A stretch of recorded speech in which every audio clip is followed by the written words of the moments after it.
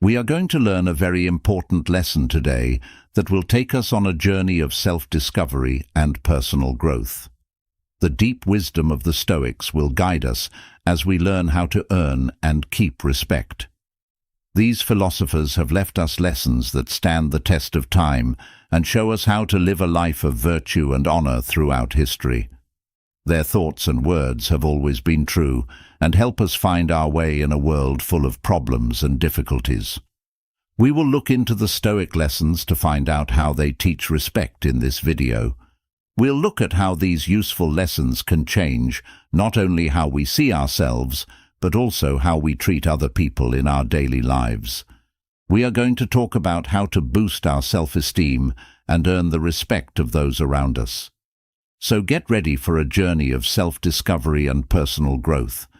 Do you want to go on this mental trip with us?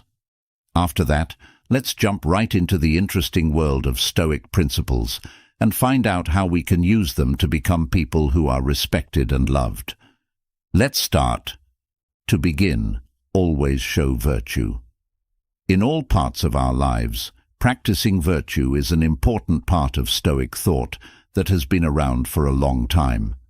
Stoics like Epictetus, Seneca, and Marcus Aurelius showed us that virtue is the way to be morally perfect and to be truly happy with your life. Following a set of moral rules isn't the only thing that virtue is. Living by basic principles that support individual and group well-being is also virtue.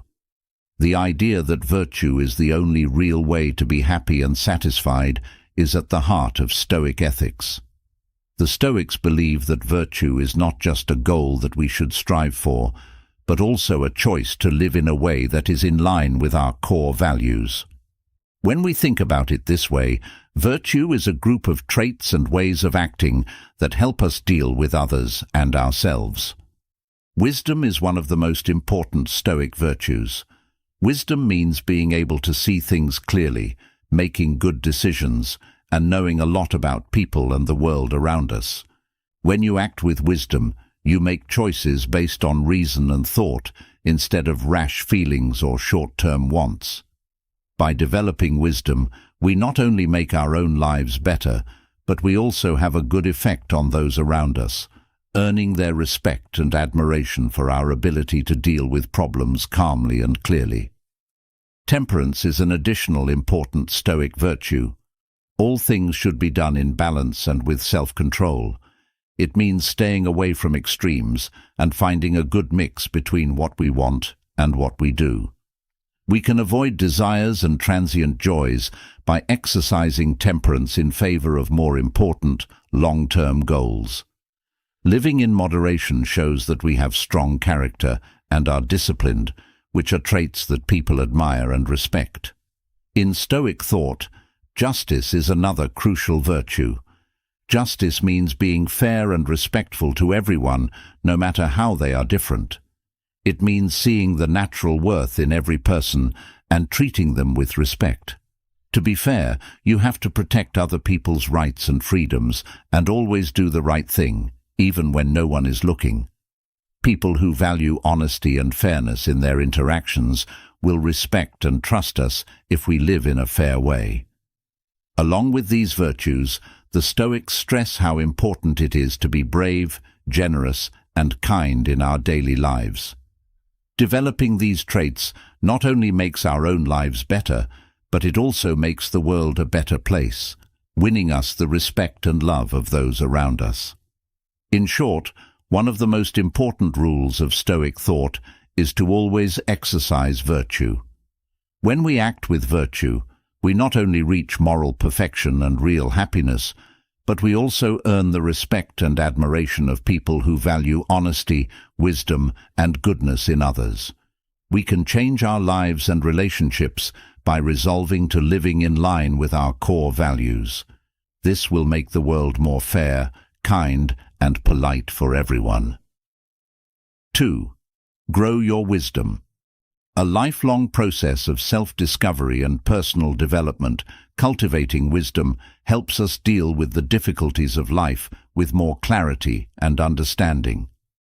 In Stoic thought, wisdom is very important because it shows people how to live a full and worthwhile life. The first step toward building this priceless virtue that enables us to make wise choices and act with knowledge and insight in all spheres of our lives is to constantly seek out opportunities to learn and grow. For the Stoics, wisdom is more than just knowing facts. It means having a deep understanding of people, the world, and our place in it. To do this, we need to keep our minds open and ready to question our deeply held beliefs and biases in order to get a better, more objective view of the world around us. Mindfulness, or prosh, as the ancient Stoics called it, is one of the most important ways to grow in Stoic wisdom. To be mindful, we need to be in the current moment and notice our feelings and thoughts without judging them. When we become more self-aware, we can notice and question our natural thoughts and emotional responses. This helps us make choices and act with more clarity and rationality. A strong habit for those who want to gain Stoic wisdom is to read and study, along with practicing awareness. The timeless writings of great thinkers like Epictetus, Seneca, and Marcus Aurelius give us access to a huge amount of information and different points of view on life and the world. These books not only give you ideas, but they also show you how to deal with everyday problems in a calm and clear way. When we read Epictetus's works, we find that he dealt with the ups and downs of life in a practical and straightforward way. In order to find real inner freedom, regardless of outward situations, he urges us to develop virtue and self-discipline in his lectures and Enquiridion. Through his lessons, we learn to focus on the things we can change and to calmly accept the things we can't. When it comes to how to live a full and worthwhile life in the middle of trouble and change, Seneca has a lot to say. His letters, Alcilius, and conversations make us think about how short life is and how to find inner peace by getting to know ourselves and accepting that things change. His works push us to be honest in our lives and to be brave and calm when we face death. Lastly, Marcus Aurelius, the philosopher-emperor, shows us how to use Stoic ideas in real life. His meditations are a collection of personal thoughts and useful tips on how to always maintain virtue, modesty, and self-control. We learn to be brave and determined when we face problems, to stay true to our values, and to have an accepting and thankful view of life from his works. Another important practice on the way to Stoic wisdom is reflection. We can use the lessons we've learned and figure out the best thing to do in any given scenario by taking time to think about our experiences, ideals, and goals. We can learn more about ourselves and the world around us by reflecting. This gives us a strong base for making smart choices and responding with wisdom and clarity. Along with these personal routines, Stoic wisdom is also grown by interacting with other people.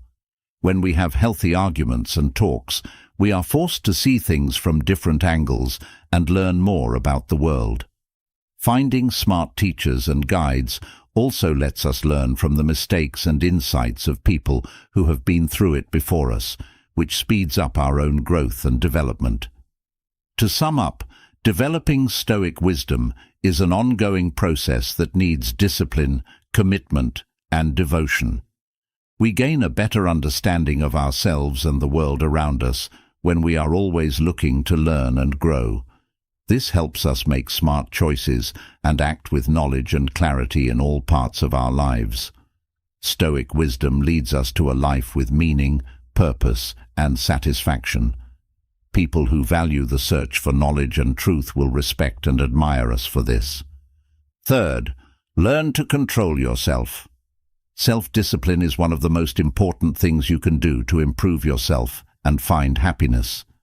The ability to control our urges and wants and stay focused on our goals and ideals, even when we are tempted or distracted, is an important part of self-discipline. This skill is hard, but it's necessary for success in every area of life, and for feeling like we have control over our lives and the things that happen to us. Setting clear goals that we can reach is one of the best ways to become more self-disciplined. We can focus our energy and attention on achieving clear and attainable goals if we set them. This helps us avoid distractions and stay on track for success.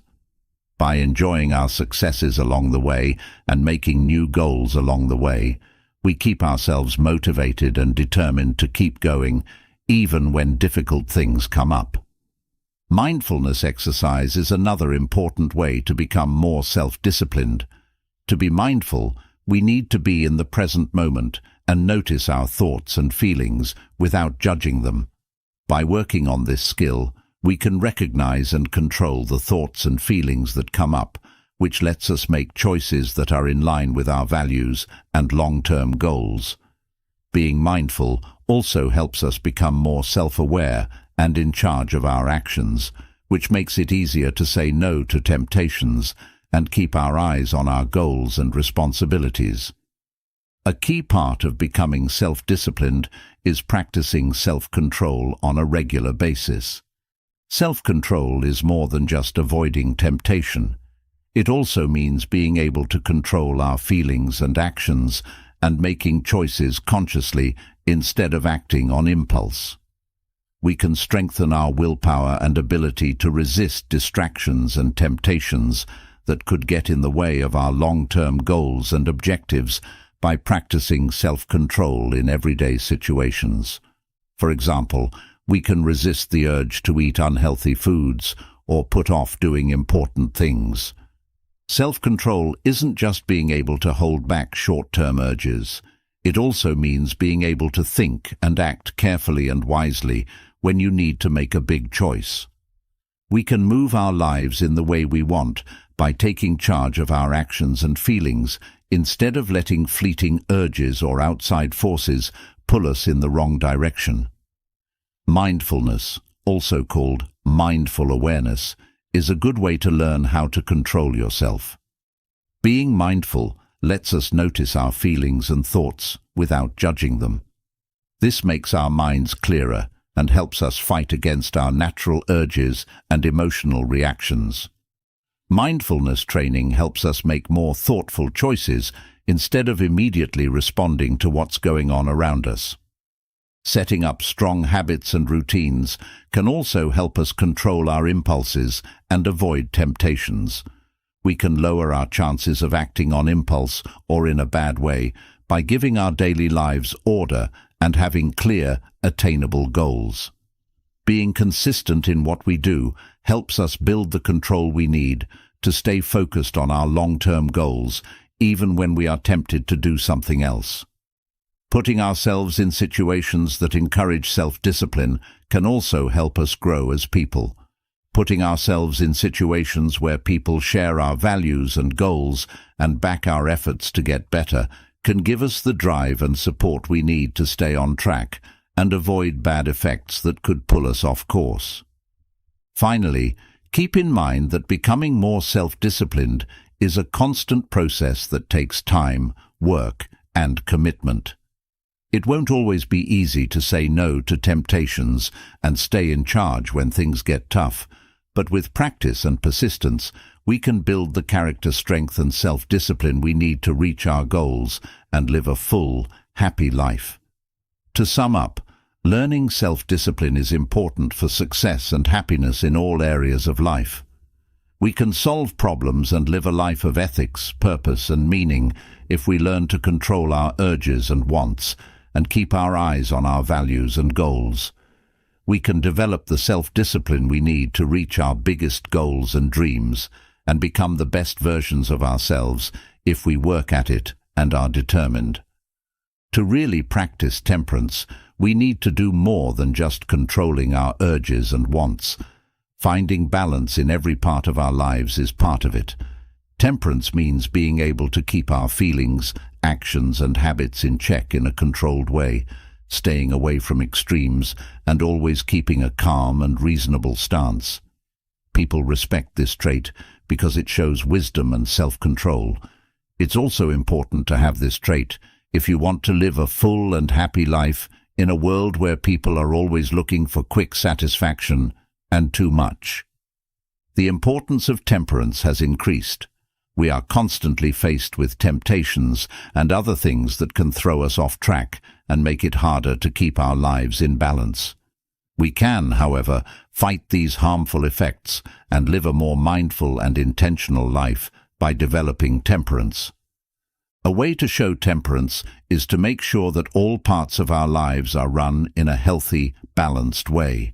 This means eating a healthy, well-balanced diet, working out daily, getting enough sleep, and setting aside time to rest and unwind.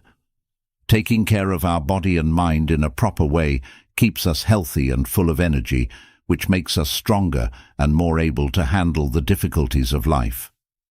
Temperance shows up in more ways than just taking care of our bodies. It shows up in how we deal with our feelings and the relationships we have with other people.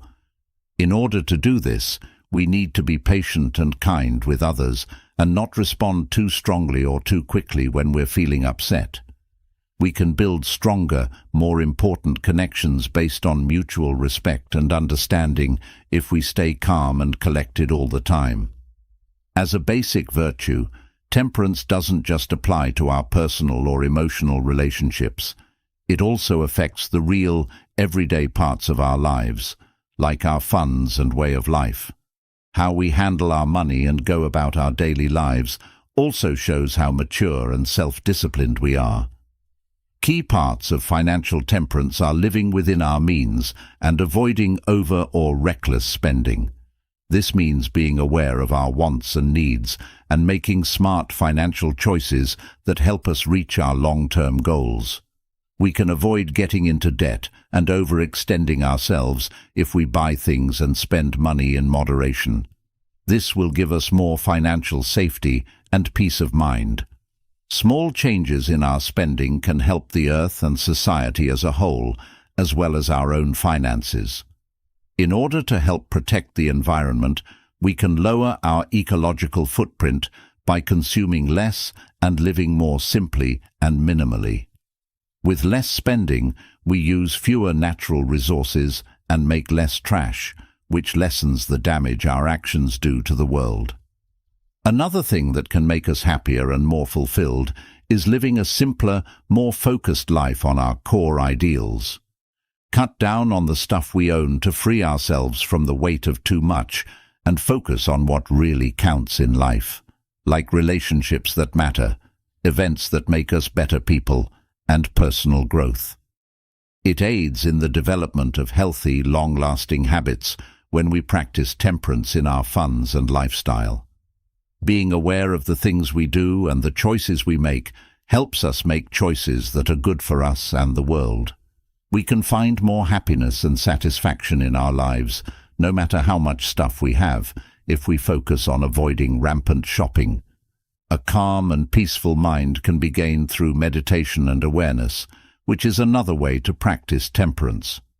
These activities help us feel less stressed and anxious and get our minds and emotions clearer.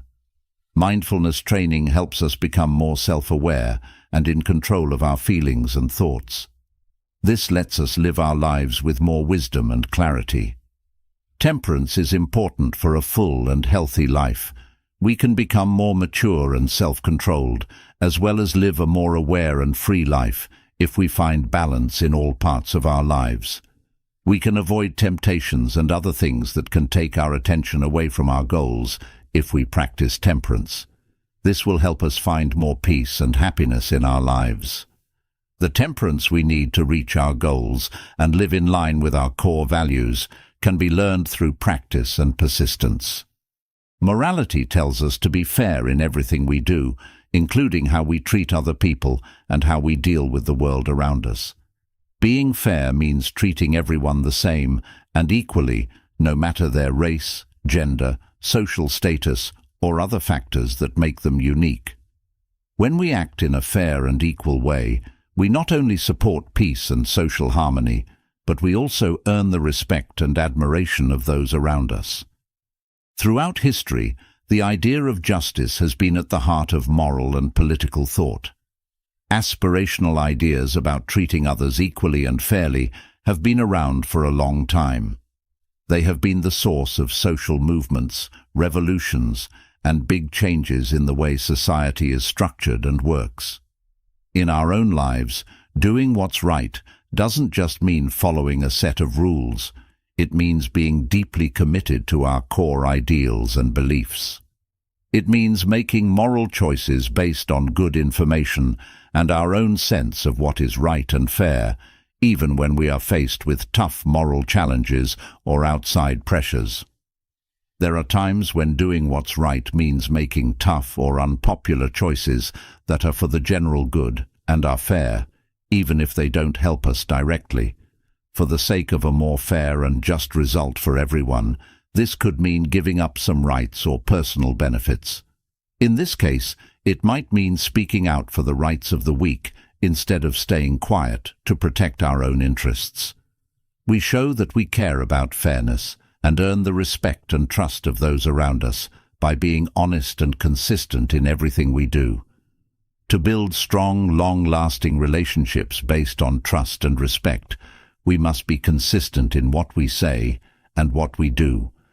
People see that we stick to our values even when things get tough, which makes our image as fair and trustworthy people stronger. Being fair also makes us aware of our own bias and advantage and encourages us to do something about them.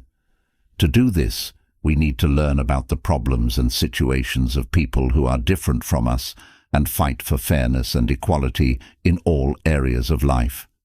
We can make sure that our actions really reflect our values of fairness and justice if we are aware of and work on our own biases.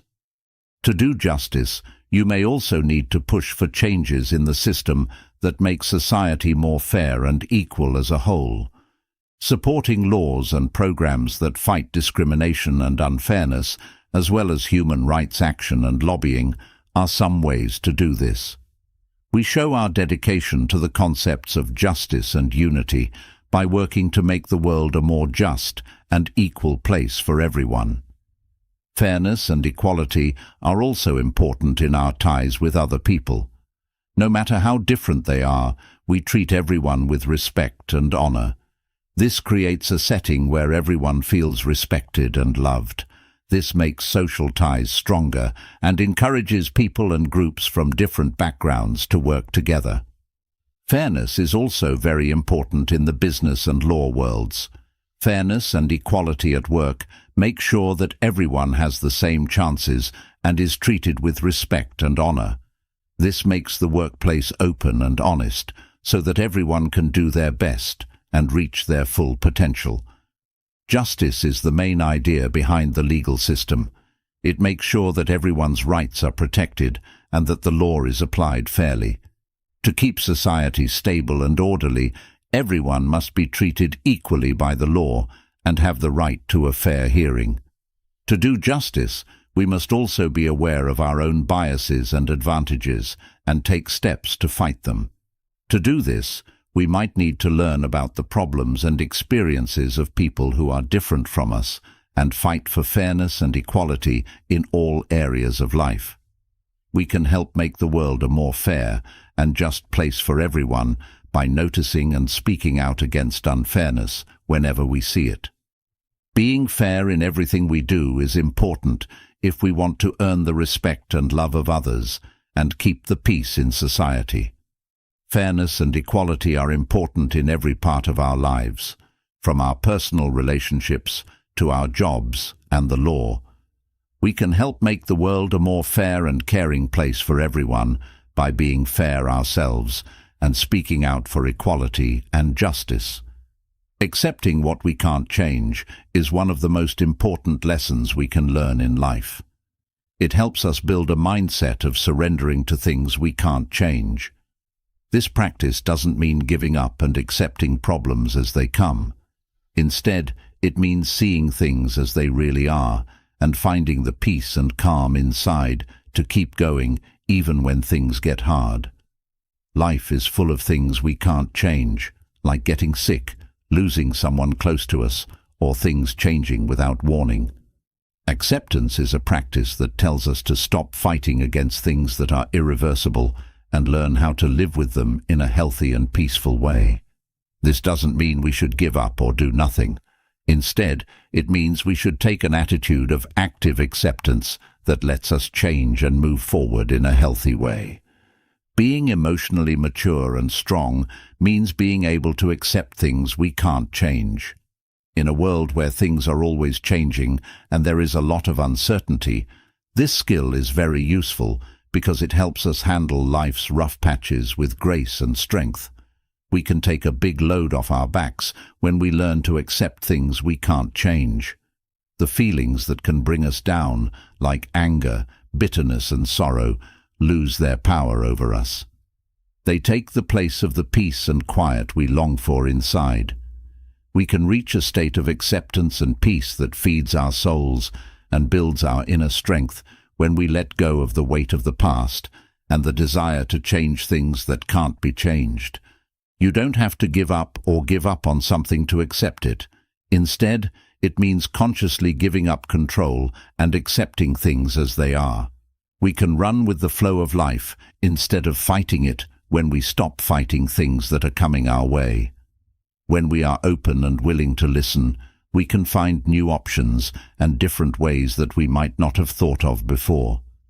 When bad things happen, acceptance gives us the strength and drive to face them head-on.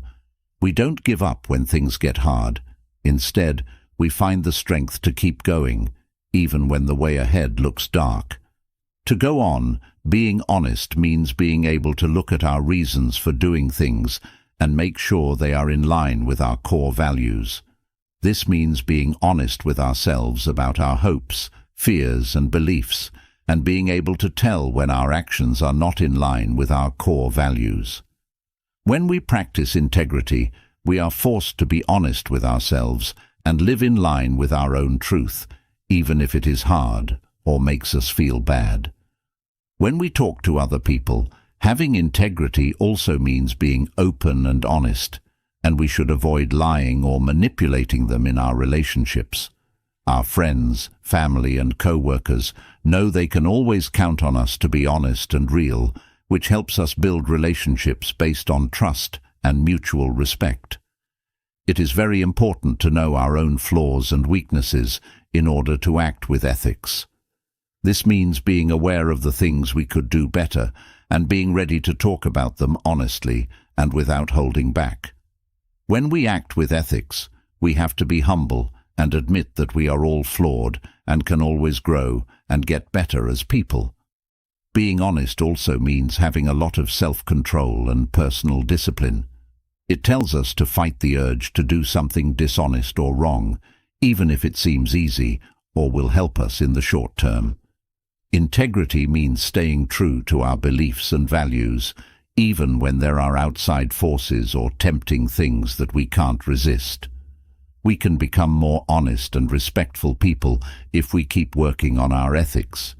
We feel better about ourselves and have more confidence when we know that what we're doing is in line with our core morals and beliefs. It helps us build strong, long-lasting relationships based on trust and mutual respect, because our friends, family and co-workers know they can always count on us to be real and honest.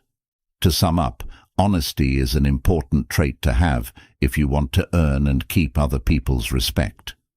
We build strong, long-lasting relationships based on trust and mutual respect when we live by our beliefs and values and show that what we say and what we do are always the same.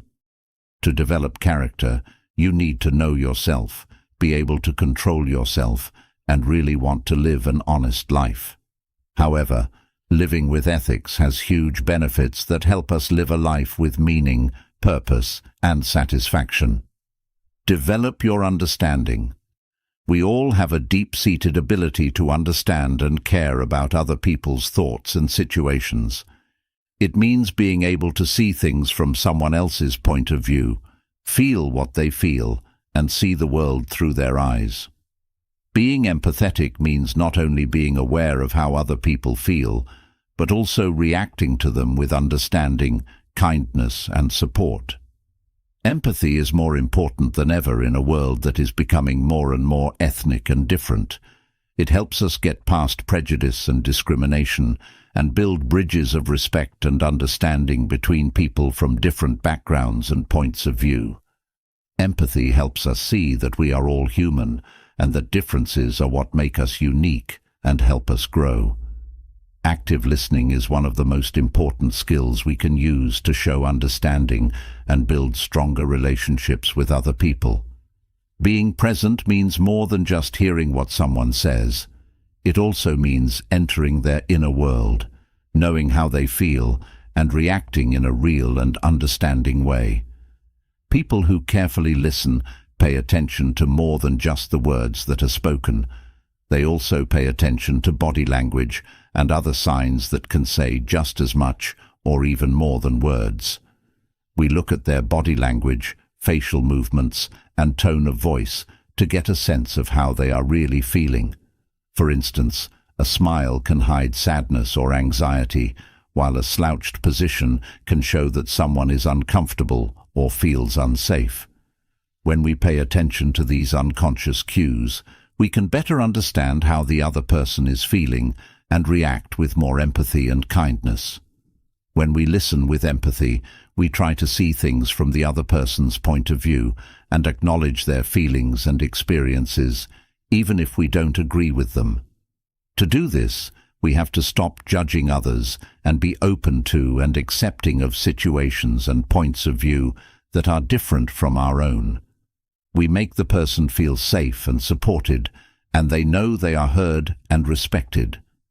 Paraphrased repeat is a good way to practice active listening because it lets us say what the other person said in our own words to show that we understand and agree with them. We could say something like, "I understand that you are upset about what's happening at work," or "It sounds like you are having a tough time in your relationship."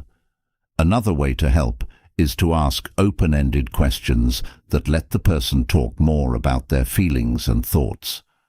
This lets them talk more about what they're going through and makes them feel more understood and encouraged. Being genuinely interested in other people's lives and situations is another way to show understanding. To do this, you should ask open-ended questions and encourage discussion so that people feel free to share their ideas, feelings, and experiences. We show that we value other people's opinions and care about their mental health by being interested in and caring about them. Being aware of our own advantages and biases and being ready to question our own views and ideas is also a part of empathy. To do this, you need to be self-aware and humble, and you also need to be willing to keep learning and growing. We can work to get rid of our biases and advantages and have more fair, equal, and respectful relationships with other people if we are aware of them. When we try to understand how other people feel or what they are going through, we are more likely to fully understand and care about them. In order to do this, we might need to remember similar events from the past, or just use our imaginations to understand how other people feel and what they've been through. By doing this, we can learn to understand and care more about their wants and feelings.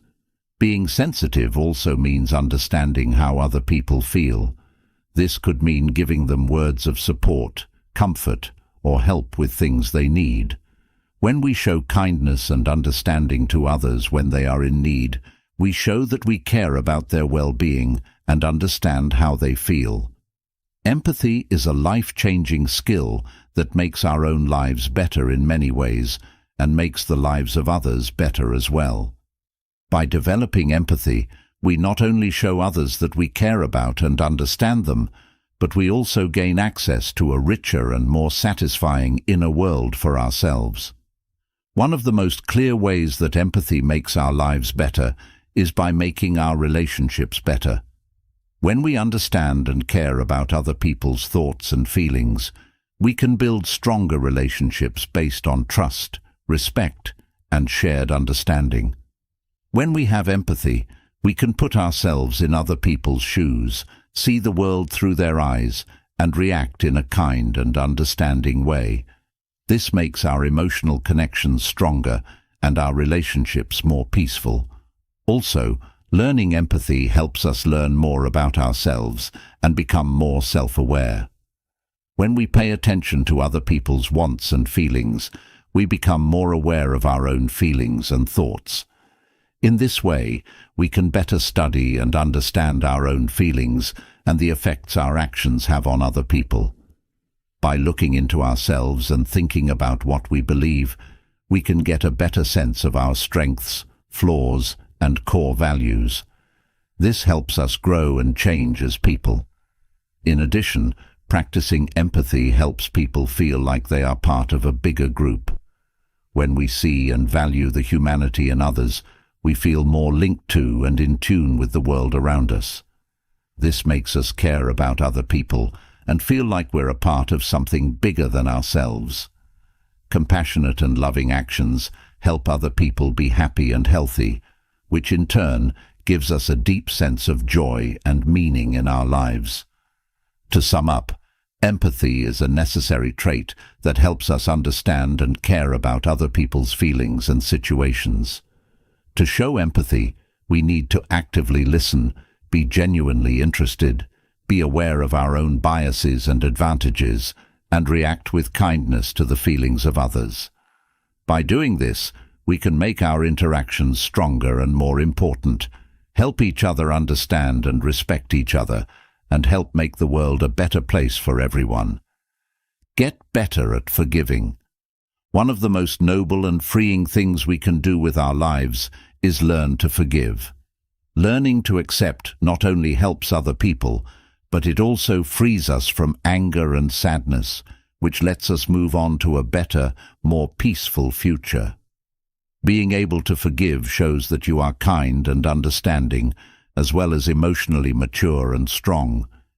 People who value being able to let go of the past and move on with kindness and acceptance look up to and respect those who can forgive.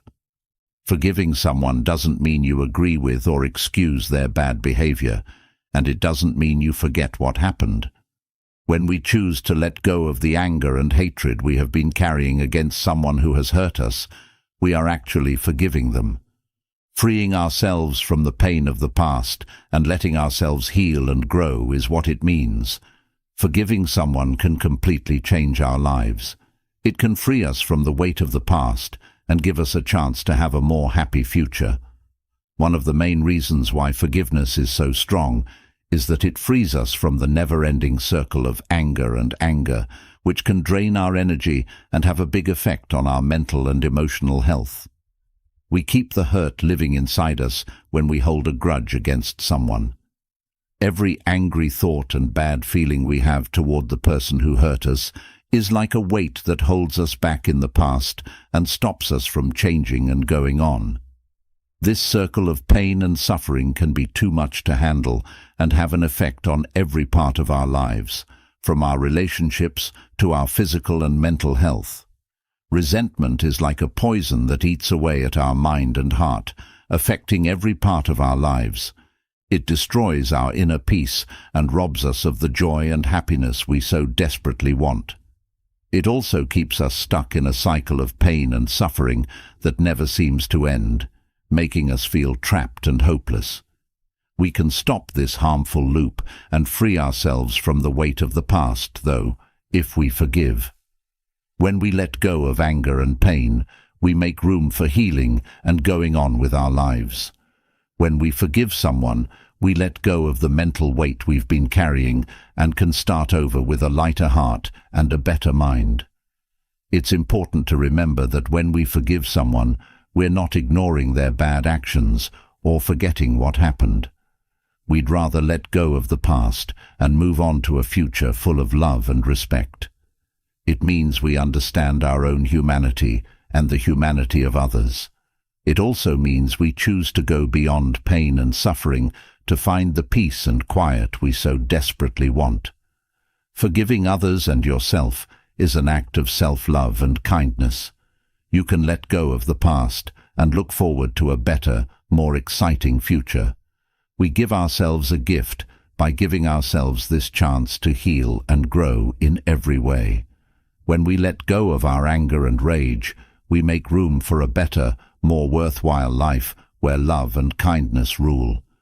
We can free the other person from any blame or duty we have been putting on them when we forgive them. We take responsibility for our own mental health and gain the power to take charge of our lives when we stop blaming others for our pain. Being free from guilt and taking responsibility is possible because of this. Emancipation. Forgiving others also gives us the chance to learn to care about and understand them. Realizing that everyone is human and makes mistakes helps us feel sorry for the other person instead of angry at them. In this way, we can let go of criticism and judgment and approach others with an open heart. It is important to understand that repentance is a process, not a one-time thing, if you want to do it well. It's not always easy to forget, especially after being hurt very badly, but we should be kind and patient with ourselves. During this process, forgiving someone doesn't mean forgetting what happened or downplaying our pain. It means deciding to let go of the past and move on to a future full of love and understanding. Aside from writing a letter of forgiveness, there are other things you can do to help the process along and make it more meaningful, giving you more emotional depth and clarity.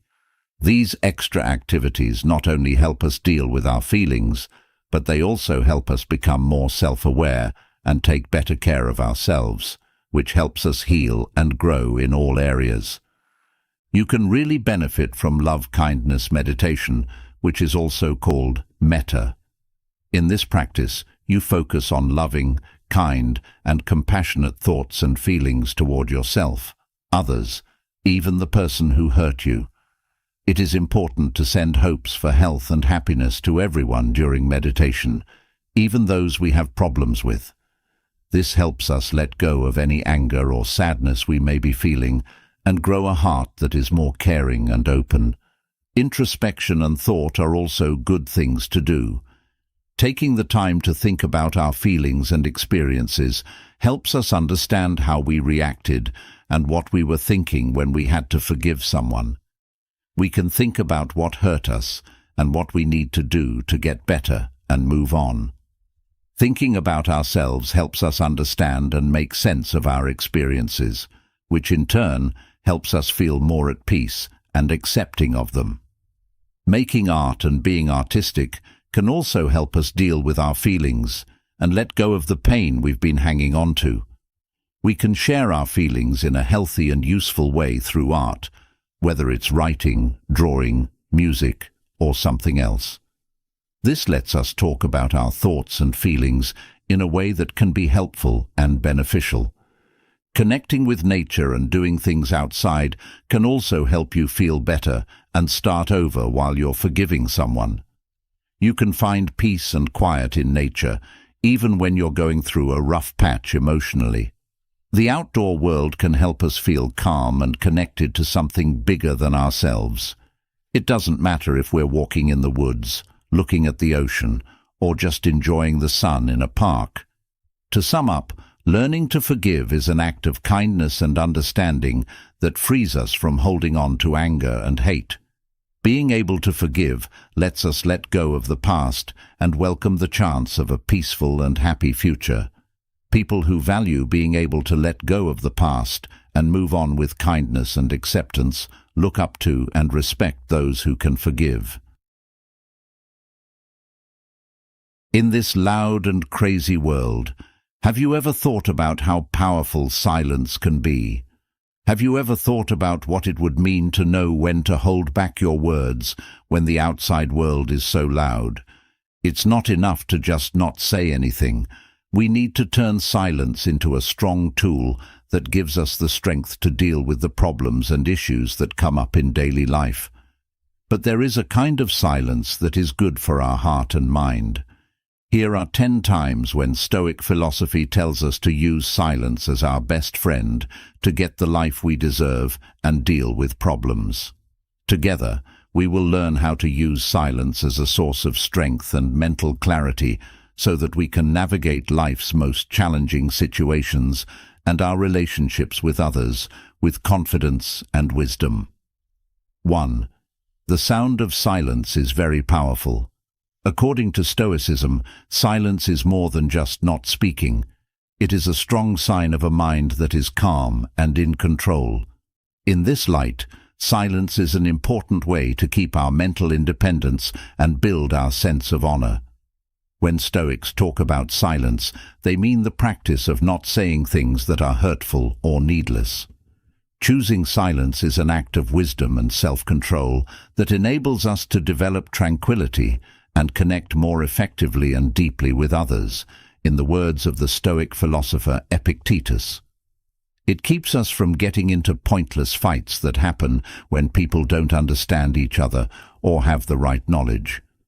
In a world full of outside stresses and stimuli, silence helps us find inner peace in addition to keeping us from having dangerous talks.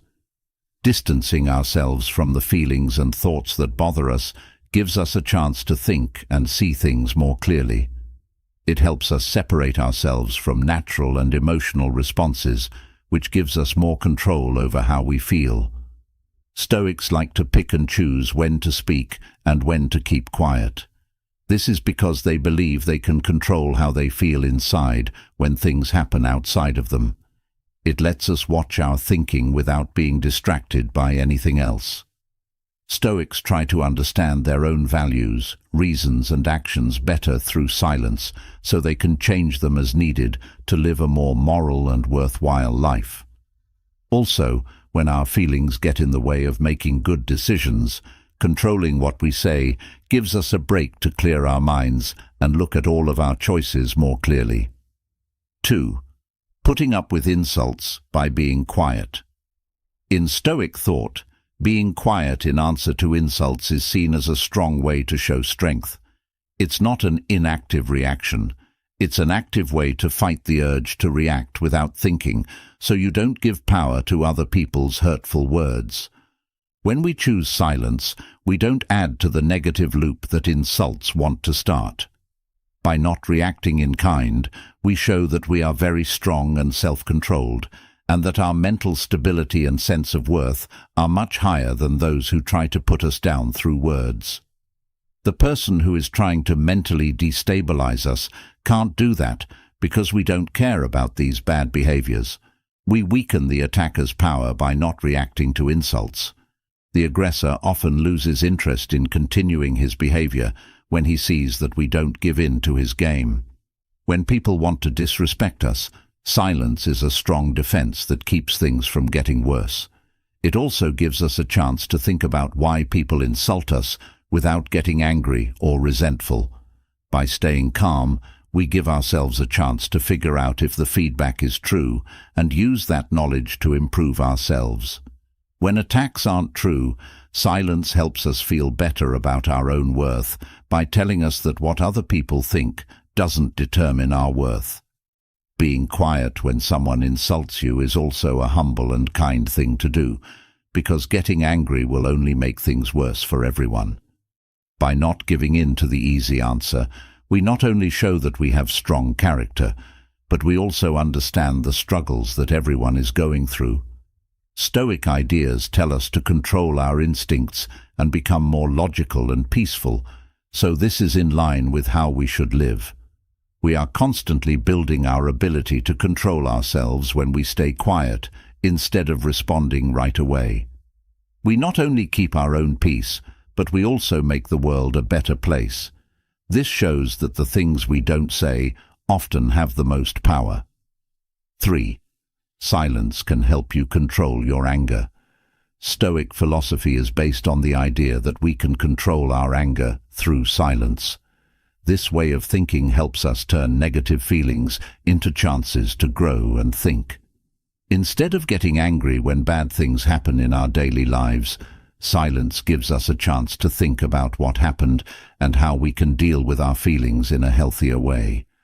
This break without words is not just the lack of words.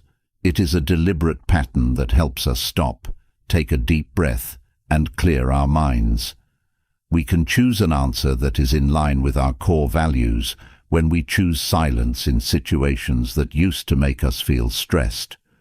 We give ourselves time and space to think more clearly about what's going on and decide on a more thoughtful, less rash course of action. This exercise also helps us think about ourselves by letting us look into the hidden causes of our anger. When we wait to react, we give ourselves time to think about things like, is this a reasonable response, or is it just the result of my unmet expectations? When we ask these kinds of questions, we learn more about ourselves and the real-life events that made us angry in the first place. Self-reflection can help us better control our emotions because it teaches us how to recognize and deal with things that make us angry. In turn, silence teaches us to be more patient and forgiving by letting us know that we can only control how we react to other people. Practicing silence in times of disagreement can also change our personal and work relationships by making them more respectful and understanding. We work to make our relationships with others more peaceful. Another great thing about this thoughtful silence is that by seeing how we act in this way, other people may be motivated to act in similar ways in their own lives, making the world a calmer and better place to be. So, we can see that silence has effects that go far beyond us. It helps those around us and encourages a society of understanding and sensitivity. In the face of criticism, choose silence. When someone criticizes you, keeping quiet is a strong way to show that you have self-control and mental growth, which are important ideals in Stoic thought. When people criticize us without a good reason or with bad intentions, we should choose not to react. Not only does this protect our honor, but it also brings us more peace and quiet. It's a test of our power and wisdom that shows we know what's important, being at peace with ourselves and staying true to our ideals. When people say mean things about us that aren't true, our first instinct might be to defend our point of view. It is possible to choose silence, though, which helps people understand and respect each other. When we don't reply, it doesn't mean we accept or give up on ourselves. It means we choose not to add to a conversation that might end up being pointless or even harmful. This choice gives us and the person who tried to hurt our feelings a chance to think about what they said and how it might have affected others. Let's say you are in a business meeting and you need to talk about a project that is very important to you. When you discuss a new idea with your co-workers, some of them start to criticize it in a rude and false way, instead of recognizing and praising it. What do you think would be your first reaction? Yes, you would probably feel the need to defend yourself and say no again. But what if you follow Stoic ideas and take a moment to think about how to handle the situation in a smarter way? If you don't add to the argument and let things calm down, you make it possible for everyone to have a more useful and cooperative conversation. You also gain the respect and love of others by showing that you can handle feedback calmly. The Stoics teach us not to respond quickly to problems, but to think about them quietly before choosing what to do. This gives you time to think about what the right thing to do would be. In this way, silence shows the virtue of the Stoics, not as a way to avoid problems, but as a way to face them knowingly and effectively. In the face of tough choices, number 5, silence. When you have to make a tough choice, silence is more than just a break. It's a safe place to think deeply. This technique, which comes from Stoicism, helps people make choices based on clear, logical thinking instead of their feelings. By being in this space of silence before making a choice, we can think about what that choice means and get ready for how it will affect us. The process of reflection is a nice balance to the busyness of everyday life. In a world where speed often beats quality, taking a moment to think might not make sense. However, it is during these breaks that we gain real wisdom. Epictetus, a wise philosopher, said, "If you speak, you cannot listen. If you cannot listen, you cannot learn. You need to be quiet to listen and learn. When we are quiet, we can think more deeply about all the factors that affect our choices. This helps us figure out what the long-term effects of our actions will be. It also keeps us from acting quickly when we're under a lot of stress. When we are calm, we can more easily see things from different points of view and consider all the options. This helps us make choices that are fair and in line with our values and long-term goals. Imagine that you and a loved one are in a medical emergency. Suddenly, you have to make a very important choice. Should you do what the doctor says and agree to the surgery right away, or should you wait a little while longer before making such a big choice? Because of the tight deadline and the seriousness of the situation, you choose to use silence as a way to think deeply. To make the smartest choice possible, you try to calm down for a moment from your inner stress. The thought of a doctor you trust comes to you during that moment of silence and thought. So, you decide to call them and ask what they think about what's going on. And finally, when the doctor gives you advice, you feel better about making a choice because of his or her years of experience. This short but important pause shows how silence can be a strong way to stop, think, and look for more wisdom in times of trouble. Sixth, get rid of things that hold you back. As we go through life, especially in our 30s and 60s, we need an important skill. When you have a lot of things to do, it's important to be able to block out distractions. Learning how to find silence in the middle of noise and chaos is important. In history, there are many examples of smart people who used times of stillness and silence to make important decisions and reach their goals. We could look at Mahatma Gandhi as a model. He was known for taking time to reflect and pray. The great Indian leader and fighter knew how important silence was for calming down and thinking things through. Gandhi thought of silence as more than just the lack of noise. It was a state of inner calm and peace that helped him connect with himself and his greater mission. Gandhi got the strength and focus he needed to lead peaceful resistance groups and reach his goals of freedom and justice during his times of silence and thought. So, silence was not only an important part of his spiritual practice, but it was also a strong tool for his action and for being an inspiring leader. Marcus Aurelius, an emperor and philosopher, said, "The wise man finds peace within himself, even amidst the bustle of the outside world." It's when we're alone that we can sort out the truth from the noise. When you don't think about anything, your mind is free to plan and see life as a game. When there is silence, our minds can travel and make links that we might have missed in the noise. Being fully present and focused on the job at hand is part of this deep attention, which makes you more productive and creative.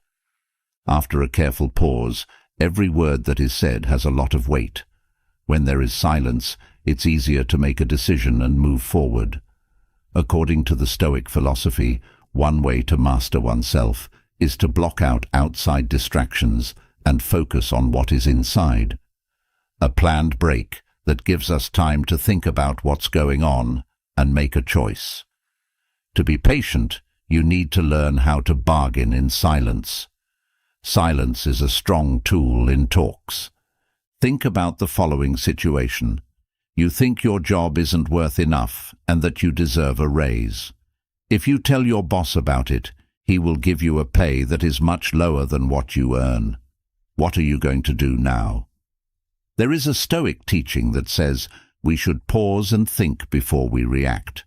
This planned break will not only give you time to rearrange your thoughts and come up with a new way to make your case that will make the other side think twice about their offer, but it will also put pressure on the other side, giving them time to think again about their position. We are following the lead of Zeno of Citium, the father of Stoicism, who said that people should listen more and talk less, because real wisdom often comes from thinking about things. When we accept silence during talks, we take charge of the conversation's pace and flow, which gives us a big edge. Another important idea in Stoicism is kindness, which shows up in simple but deep acts of care and selflessness. Marcus Aurelius said that kindness is the best pleasure in life, which shows how important it is for bringing people together. People who work for social justice and the environment do great acts of kindness, but kindness can also be seen in small things like smiling at someone or offering to help them cross the street. By being kind and communicating calmly, we show that we understand how much our words and actions can affect other people. Stoics know that if we speak less, but more thoughtfully and kindly, it can make our lives and the lives of those around us better. With this in mind, Stoicism tells us to be kind in all its forms and help and care for those around us. People are drawn to silence. Picture this. You're at an event in the evening, and the noise of people talking fills the room like bees in a hive. There is a brief moment of calm in the setting, and everyone looks to see who bursts in, not with words or over-the-top movements, but by giving off a calm and peaceful vibe that contrasts with the busy and loud surroundings. This event shows how silence can be captivating, drawing people in without them having to say a word. It's like being in a classroom where the teacher's voice is hard to hear over the steady chatter of students. The setting is full of distractions that make it hard to learn. There is silence in the room when the teacher takes a break, though, and the student's attention is quickly caught back. This short moment of silence is a strong reflection that even when things are going crazy, there is a chance to get back on track and involved. At its core, silence shows the wisdom of Stoicism. Not only is there no sound, but there is also a presence that comes from deep inside.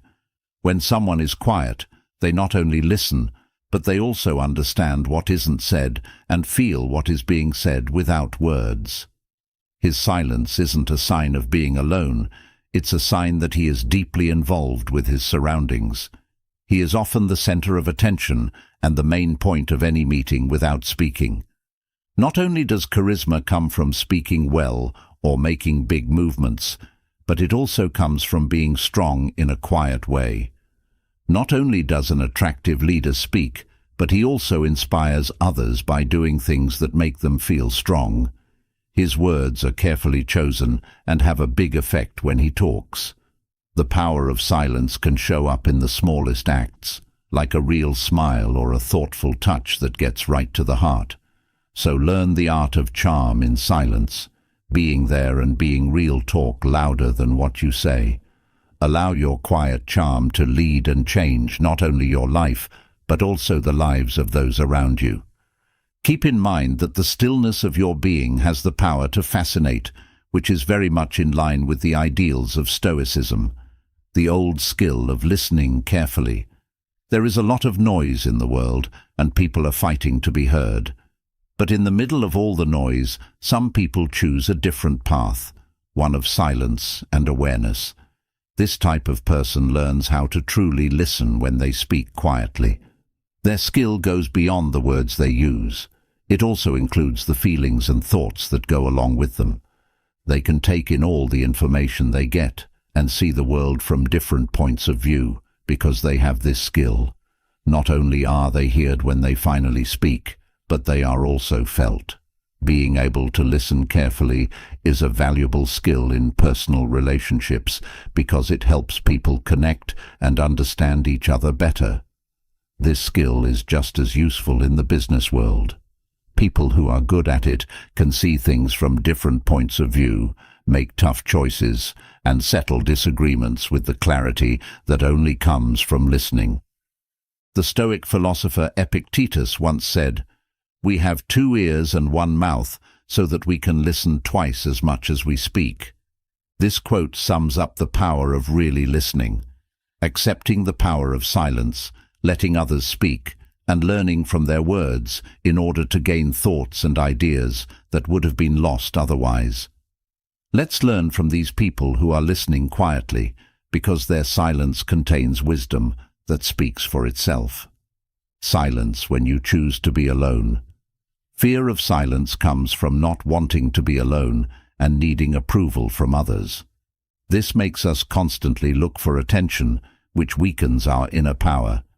But when we accept our loneliness, we find a changing gift, the power to see ourselves as they really are.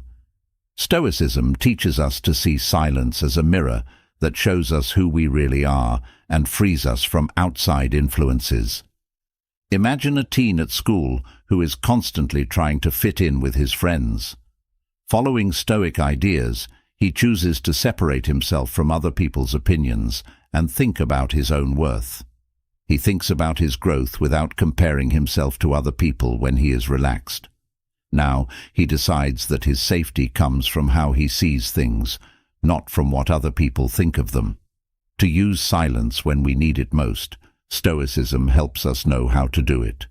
Seneca, a smart philosopher, taught us that Stoic philosophy tells us to be happy in the here and now so that we won't worry about the future. The student shows this wisdom by choosing to be alone. Being able to be present in silence without wanting approval from others shows that he is strong on the inside, which comes from having faith in himself. In this situation, silence lets us face our real selves without any masks or decorations. It releases us from the need for praise from other people, letting us find power and happiness within ourselves no matter what. So, just like the student, you can go through life calmly, sure that you are ready and that you have unlimited potential inside you. Remember that your success is not based on what other people think or how you look, but on how determined you are and how long you can keep going. Believe in yourself and what you can do, and don't be afraid to go after your dreams with fire and confidence. You are welcome to use the power of silence in your own life. Every stop should be a chance to learn more about what you already know. Always keep in mind that silence is not nothingness, it is possibility. This is where the best relationships and ideas are born. Take it all in as a friend on your quest for truthfulness and happiness. Let's look at 10 Stoic habits that you should do every morning. Have you ever thought about how to stay calm in difficult situations, gain wisdom when things are uncertain, and get stronger when things get tough? You've come to the right place. Listen up. These 10 habits can change your mind, your heart, and your life. They will also help you get closer to the peace, wisdom, and happiness you want. Visualizing the day is the first step. Spend some time visualizing the day you want to have, including any problems you might face and how you will handle them in a cool and collected manner. Accept what you can't control, which is the second rule. Focus on what you can control and accept what you cannot change, according to the Stoic maxim. This will help you keep your cool when bad things happen. Third, be thankful. Take a moment to think about what you're thankful for. Being grateful is a powerful habit that can help you keep a positive attitude. Number 4, work out. Not only is being active good for your health, it can also help you keep your mind clear and calm. Fifth, take some time to meditate. Meditate for a few minutes to clear your mind and become more aware. This will help you calm down and think clearly as you go through the day. Sixth, read something that makes you feel good. Take the time to read something that moves you and makes you better as a person, whether it's a passage from a Stoic book or something else. Seventh, make plans for the day ahead of time. Make a list of the things you need to do and decide which ones are most important. This helps you stay on task and get things done all day. Eighth, be disciplined with yourself. Don't give up on your goals and values, even if it gets hard. Self-control is important for long-term success. 9. Take a moment to breathe. Pay attention to the present moment and take a few deep breaths. This will help you feel less stressed and think more clearly. 10th, think about virtue before you start your day. Think about Stoic values like justice, wisdom, and courage, and how you can use them in your daily life.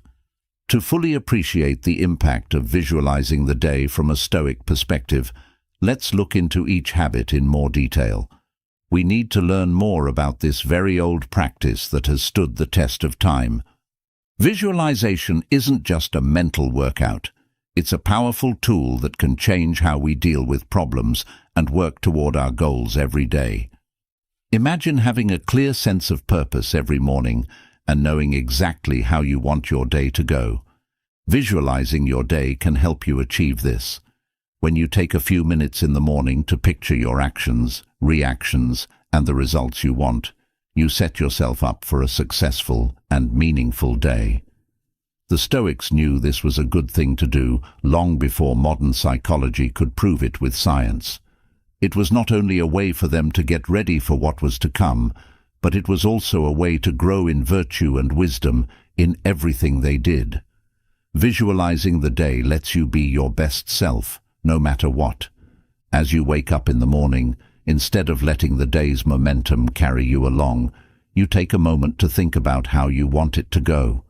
When you close your eyes, you picture yourself handling every situation with calm and wisdom, facing problems with courage and strength, and making the most of every chance that comes your way. As you focus on this image, your mood will change, your body will relax, and your mind will clear. You now understand that you are not just daydreaming, you are mentally and emotionally getting ready to face the day with all your strength and wisdom. The Stoics knew that how we see things greatly affects what we do and how we react to things. When we think about our day in a good and helpful way, we can change how we see it. This helps us see opportunities instead of problems, growth instead of problems, and virtue instead of laziness. But visualizing the day is more than just making up stories about how we want things to go. Additionally, it entails preparing for potential difficulties and stumbling blocks and visualizing ourselves triumphantly overcoming them. Instead of being afraid of what we don't know, we get ready for it, which makes us stronger and better able to handle whatever comes our way. Now let's say you have an important meeting at work today. Imagine yourself walking into the room calm and sure of yourself, clearly and convincingly stating your ideas and handling any questions or criticisms with professionalism and grace. This will help you stop worrying about what might go wrong. By doing this, you set the intention for how you want to act and boost your confidence in your ability to do so. We can also connect with our deepest values and remember why we do what we do when we picture the day. What do you care about most? What are your biggest hopes and dreams for the future? You can create a sense of purpose and direction for your day by visualizing it in accordance with these values and goals. Visualizing your day, of course, does not ensure that everything will go exactly as you planned. Unexpected things happen all the time in life, so it's important to be ready to deal with them. But if you do it every day, visualizing the day will make your mind and spirit stronger so you can handle any problems that come your way. It will also help you stay true to yourself and your purpose every day. To put it briefly, visualizing the day is much more than just a mental workout. It is a strong way to strengthen our daily lives with wisdom, strength, and virtue. You can set yourself up for a successful and meaningful day full of purpose and direction by taking a few minutes every morning to picture how you want your day to go. Now, let's talk about the second point, which is how to accept things that we can't control from a Stoic point of view. Acceptance of what cannot be controlled is a fundamental Stoic idea that can change how we deal with problems and live our lives. We need to learn more about this ancient teaching that is still very relevant today. Imagine having peace and calm every morning when you wake up, knowing that you are ready for whatever the day brings. The promise of Stoic acceptance is to free yourself from needless suffering by seeing things as they really are and accepting them as they are, not how we wish they were. The Stoics knew that a lot of our pain comes from not wanting to face reality. We become prone to anxiety, frustration, and resentment when we try to stop what is inevitable or hold on to things we can't control. By letting go of our hopes and expectations and accepting things as they are, acceptance frees us from this cycle of pain. But Stoic acceptance is more than just giving up and accepting things as they are. Not just giving up and letting fate take its course, but also figuring out what we can control and putting our attention and energy into that. Let's say you're on your way to work and got stuck in traffic. You remember the Stoic principle of accepting what you cannot control rather than getting angry about the situation or whining about being late. Knowing that you can't change the traffic, you choose to use that time to listen to a fun podcast or just enjoy the peace and quiet of the present.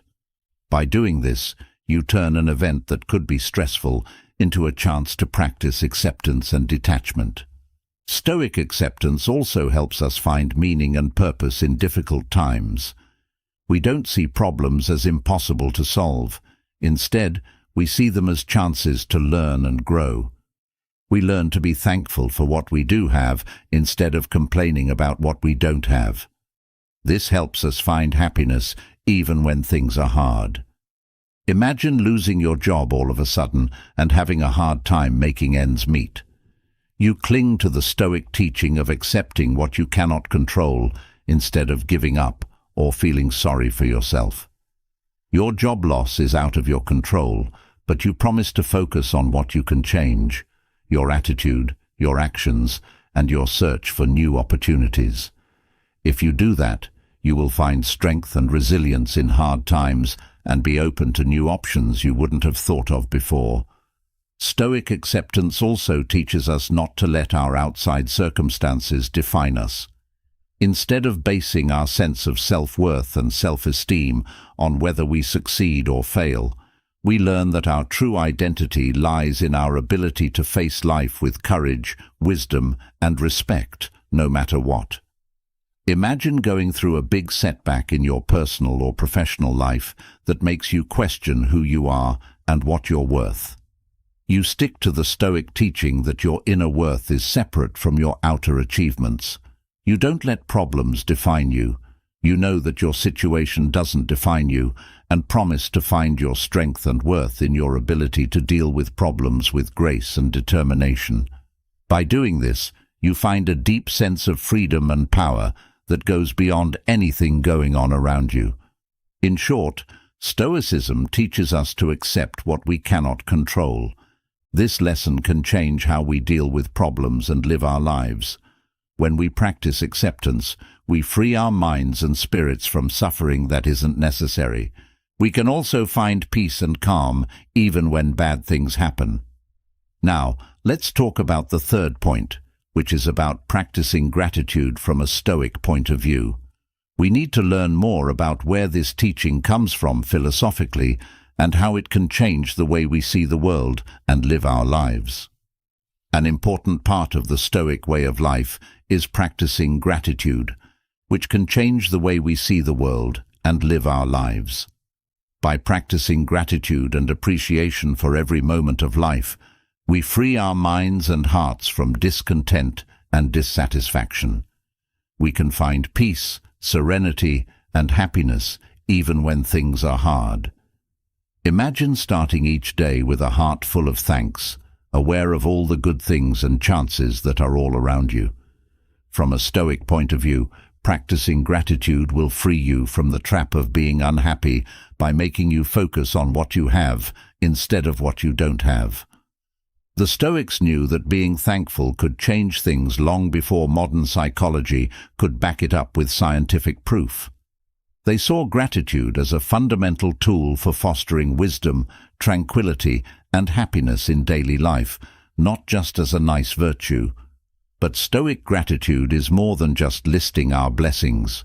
Not only should we be thankful for the good things that happen to us, but we should also learn to be thankful even when bad things happen. Having an accepting and grateful attitude toward every moment of life is important because even the hardest problems can teach us important lessons and give us chances to grow. Imagine that you are in the middle of a personal or professional crisis that you think will take over your life. Instead of giving up or feeling sorry for yourself, you remember the Stoic teaching that even when things are bad, you should be thankful. You understand that every problem you face is a chance to learn and grow, and you promise to be thankful even when things are hard. By doing this, you turn hardship into a chance to become stronger, gain more wisdom, and learn more about yourself and the world around you. As a Stoic, I believe that we can find beauty and meaning in the little things in life, in the everyday moments that we miss, because we are always looking for more and better. It's about learning to appreciate the beauty of a sunrise, the comfort of a friendly smile, or the serenity of a moment's worth of silence. Take a moment to think about all the good things in your life, like your good health, the love and support of your family and friends, and the beauty of the world around you. That's when you realize that real wealth isn't stuff or success in the outside world, but being able to enjoy and appreciate the little things that give our lives meaning and purpose.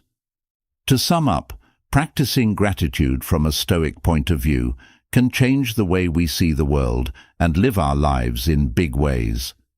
By practicing gratitude and appreciation for every moment of life, we free our minds and hearts from discontent and dissatisfaction. We can find peace, serenity, and happiness even when things are hard. Finally, let's talk about the fourth point, which is about exercise from a Stoic point of view. We need to put ourselves in the middle of trouble. Imagine finding out that something unexpected has changed your plans for the day. You remember the Stoic principle of accepting what you cannot control and looking for opportunities in the face of difficulty rather than becoming upset or angry. You promise to change your plans and come up with a creative way to handle the situation. You know that by doing this, you will improve your ability to adapt and do well in any situation. To sum up, planning the day from a Stoic point of view is more than just a way to keep track of time. It's a powerful way to develop virtue, discipline, and resilience in our daily lives.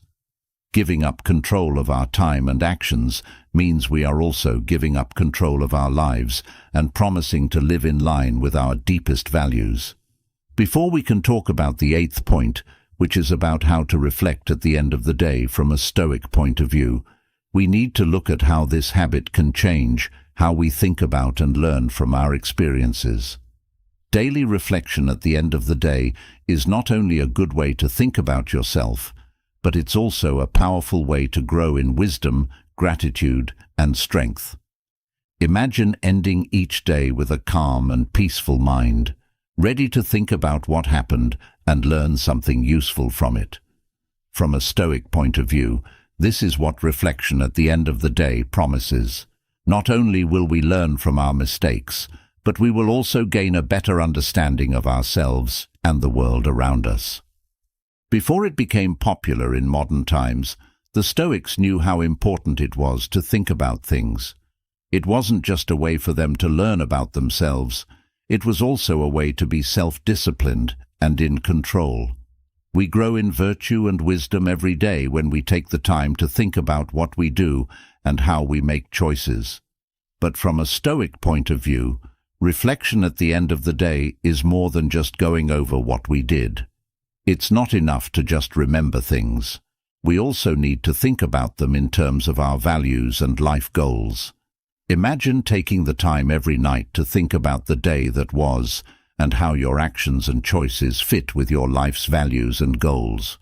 By doing this, you not only learn from your mistakes, but you also make it easier for yourself to live by your most important values. To sum up, from a Stoic point of view, thinking about the day's events is more than just going over them again. Using it every day is a powerful way to grow in wisdom, gratitude, and strength.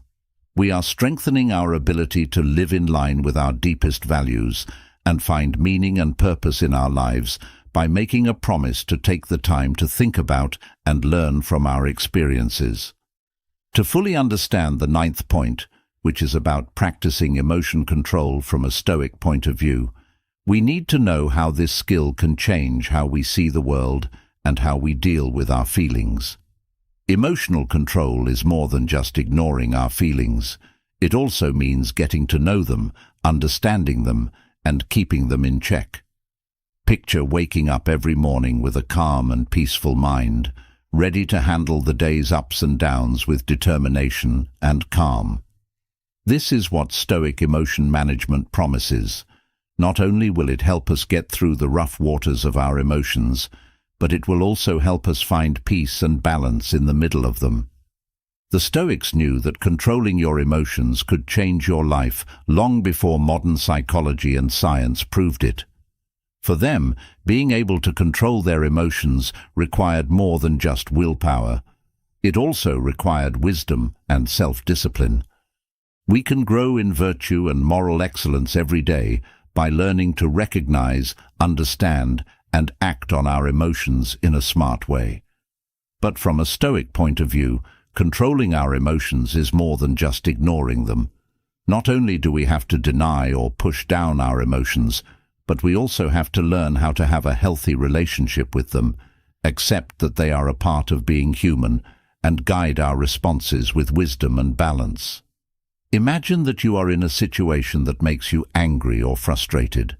You don't let your feelings control you and act without thinking. You take time to think about what you are feeling and why. This will not only help you understand and accept your feelings, but it will also help you react to the situation in a smarter and more balanced way. Stoic thinking about how to handle our feelings also teaches us to fully accept ourselves and our feelings, knowing that they are a normal and healthy part of being human. We learn to accept our feelings with compassion and deal with them in a kind and understanding way instead of judging or criticizing ourselves for having them. Imagine that a hard event in your life is making you sad or overwhelmed with grief. You stop fighting your feelings or trying to hide them. Instead, you name them and accept them with kindness. Not only will you feel better about yourself and accept yourself more, but you will also be able to use the energy you used to spend trying to control your feelings to do more helpful and constructive things. Stoic thinking about how to handle our feelings also teaches us how to find deep peace and balance in the midst of trouble and suffering. We don't let our feelings take over or stop us. Instead, we learn to stay true to our deepest morals and virtues, which gives us peace and strength in the midst of the storm. Imagine that you are going through something very painful or stressful in your life. Instead of freaking out or giving up, you take a moment to remember what the Stoics taught us about how life changes quickly and how important it is to stick to our most important values and principles. When something bad happens, you promise to handle it calmly and firmly, because you know that doing so will make you stronger mentally and emotionally. Taking a Stoic view on how to handle your feelings is more than just having strong willpower or self-discipline.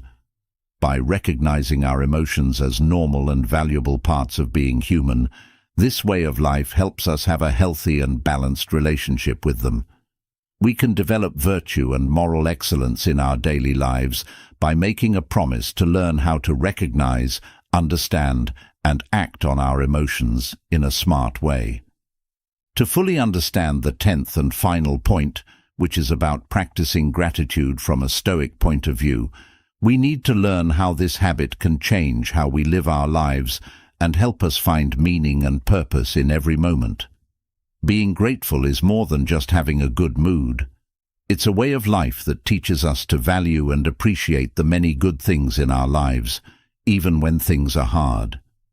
Imagine starting each day with a heart full of thanks for all the good things in your life, like your health, your love, and the beauty of the world. Stoics believe that being grateful will help us not only find happiness and satisfaction in the little things in life, but also grow a deep appreciation for everything we have, even when things are hard. Long before it became popular in modern times, The Stoics knew that being thankful could change your life.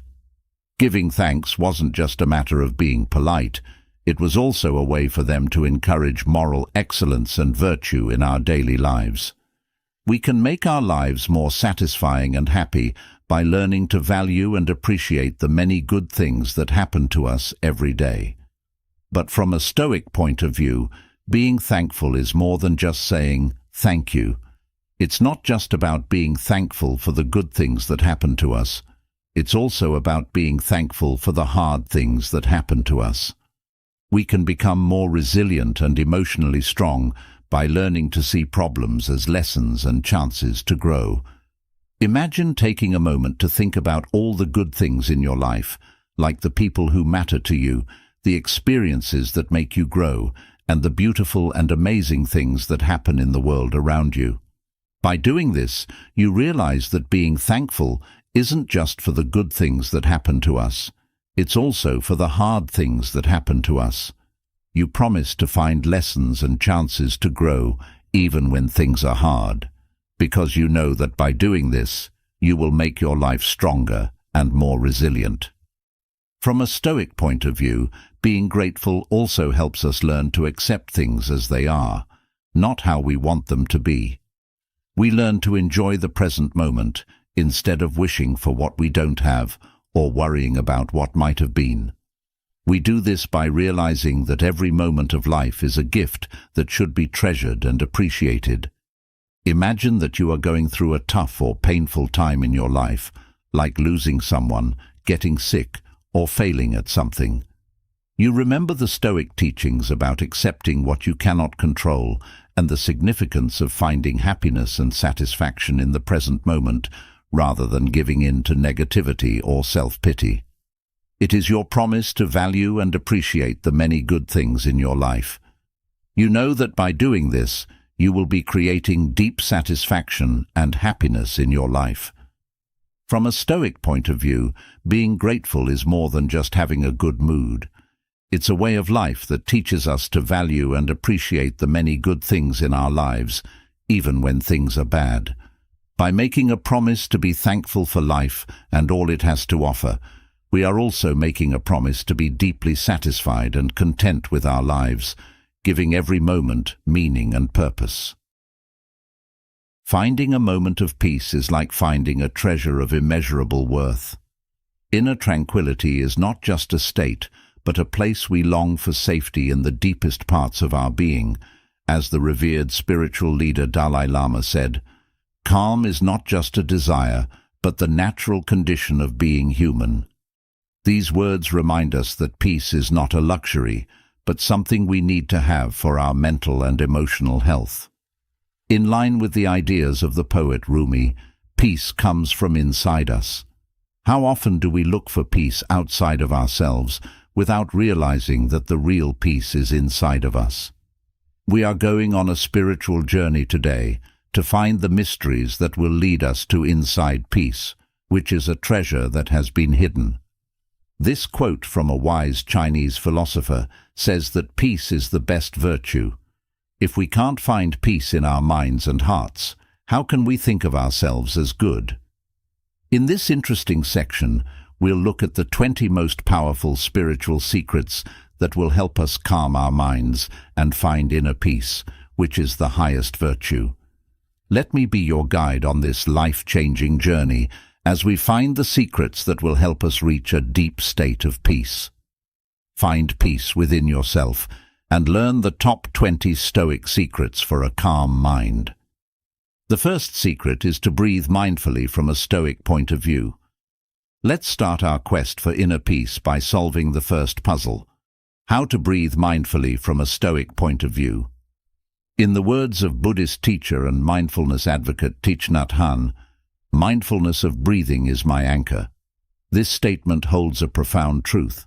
Our breathing, that automatic act that we often neglect, can become the shelter that guides us to serenity. Conscious breathing involves paying full attention to each inhalation and exhalation. In the midst of the daily grind, we allow our mind to wander without restraint. But by focusing on the breath, we create an enclosure where calm can flourish. close your eyes if possible and perceive the swaying of the air entering and leaving your body. In each breath, we experience the present, the only genuine moment that is given to us. The practice of conscious breathing not only connects us to the now, but also acts as a switch to the fight or flight response of our nervous system. By breathing in deeply and breathing out slowly, we signal the brain that everything is in harmony, deactivating stress and allowing peace to flood the psyche and body. But this enigma goes beyond the occasional practice. Making mindful breathing a daily habit is imperative in times of tension, stress, or even elation. Return to your breath, as the proverb says. When you walk, just walk. Don't do anything when you sit down. But most importantly, don't get stuck in the muck of your thoughts. Mindful breathing helps you maintain your mindset and avoid getting caught up in the turbulence of thought. Secret 2. Daily gratitude. After having anchored our mind in conscious breathing, we move on to the second mystery that leads us to inner peace: daily gratitude. Gratitude is like a ray of sunshine that scatters the clouds of negativity. Cultivating gratitude on a daily basis helps us change our perspective and appreciate the beauty in the small details of life. Respected writer Melody Beattie motivates us by expressing that gratitude unlocks the fullness of life and transforms us like nothing else. Incorporating gratitude into our daily routine is simpler than it sounds. When you wake up in the morning, take a moment to be grateful for the little things: the warmth of the sun, the aroma of tea, or simply the gift of a new day. Gratitude is not always tied to grandiose gestures. It often lies in the simple, everyday. Keeping a gratitude journal is a powerful tool. At the end of each day, write down 3 things you are grateful for. They can be experiences, people, or even lessons learned. This exercise not only helps you recognize the blessings in your life, but also creates a positive habit that transforms your mindset. Gratitude is not exclusive to good times. It can also be a beacon in the midst of difficulties. Facing challenges with gratitude allows us to find lessons in the midst of adversity. As Oprah Winfrey said, "The greatest wisdom is to know that you always have something to be grateful for." The third secret is to connect with nature. Practicing conscious breathing and daily gratitude can help us find the third mystery that will lead us to the inner peace we've been looking for: to connect with nature. The stunning beauty and peaceful rhythm of nature can heal our minds and souls. As Ralph Waldo Emerson said, "Nature always speaks to you. Just learn to listen." As Marcus Aurelius said, "Very little is needed to make a happy life. It is all in the way you think."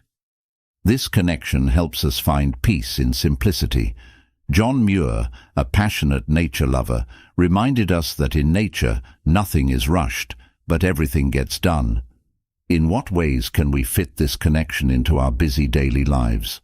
Spend as much time as you can in nature, even if it's only for a few minutes a day.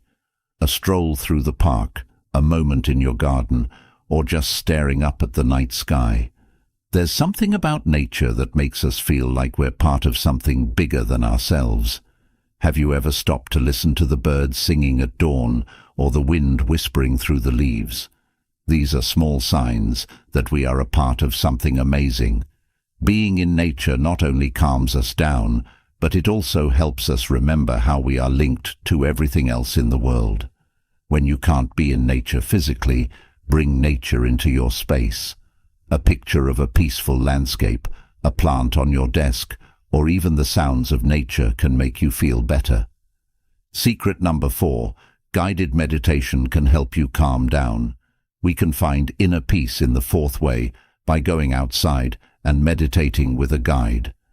The Stoic philosophers, who knew how to be calm inside, tell us that real peace comes from inside. Eckhart Tolle said, "True happiness is enjoying the present without worrying about the future." To meditate, we don't have to go to a mountain in the middle of nowhere. We can find peace in our minds anywhere. Epictetus taught us that while we have no control over the things that happen around us, we do have control over how we react to them. Guided meditation is a powerful way to focus on the present moment and find peace. Settle down somewhere nice, either lying down or sitting up, and close your eyes. Imagine a peaceful place. It could be a forest, a beach at sunset, or even a cozy corner. Feel the peace of this special place wrap around you. Pay attention to your breath now. Take a deep breath in and let the air fill your lungs. Then, slowly let out your breath, letting go of any stress. Think of each breath in as bright light filling your body with good energy, and each breath out as letting go of your worries. As you get more into this guided meditation, let go of any thoughts that are bothering you. If your mind starts to wander, gently bring it back to your breath and the imaginary place you've made. Meditation doesn't try to clear your mind of all thoughts. Instead, it aims to make you more aware. As Paramahansa Yogananda put it, meditation is the meeting of the mind with divinity.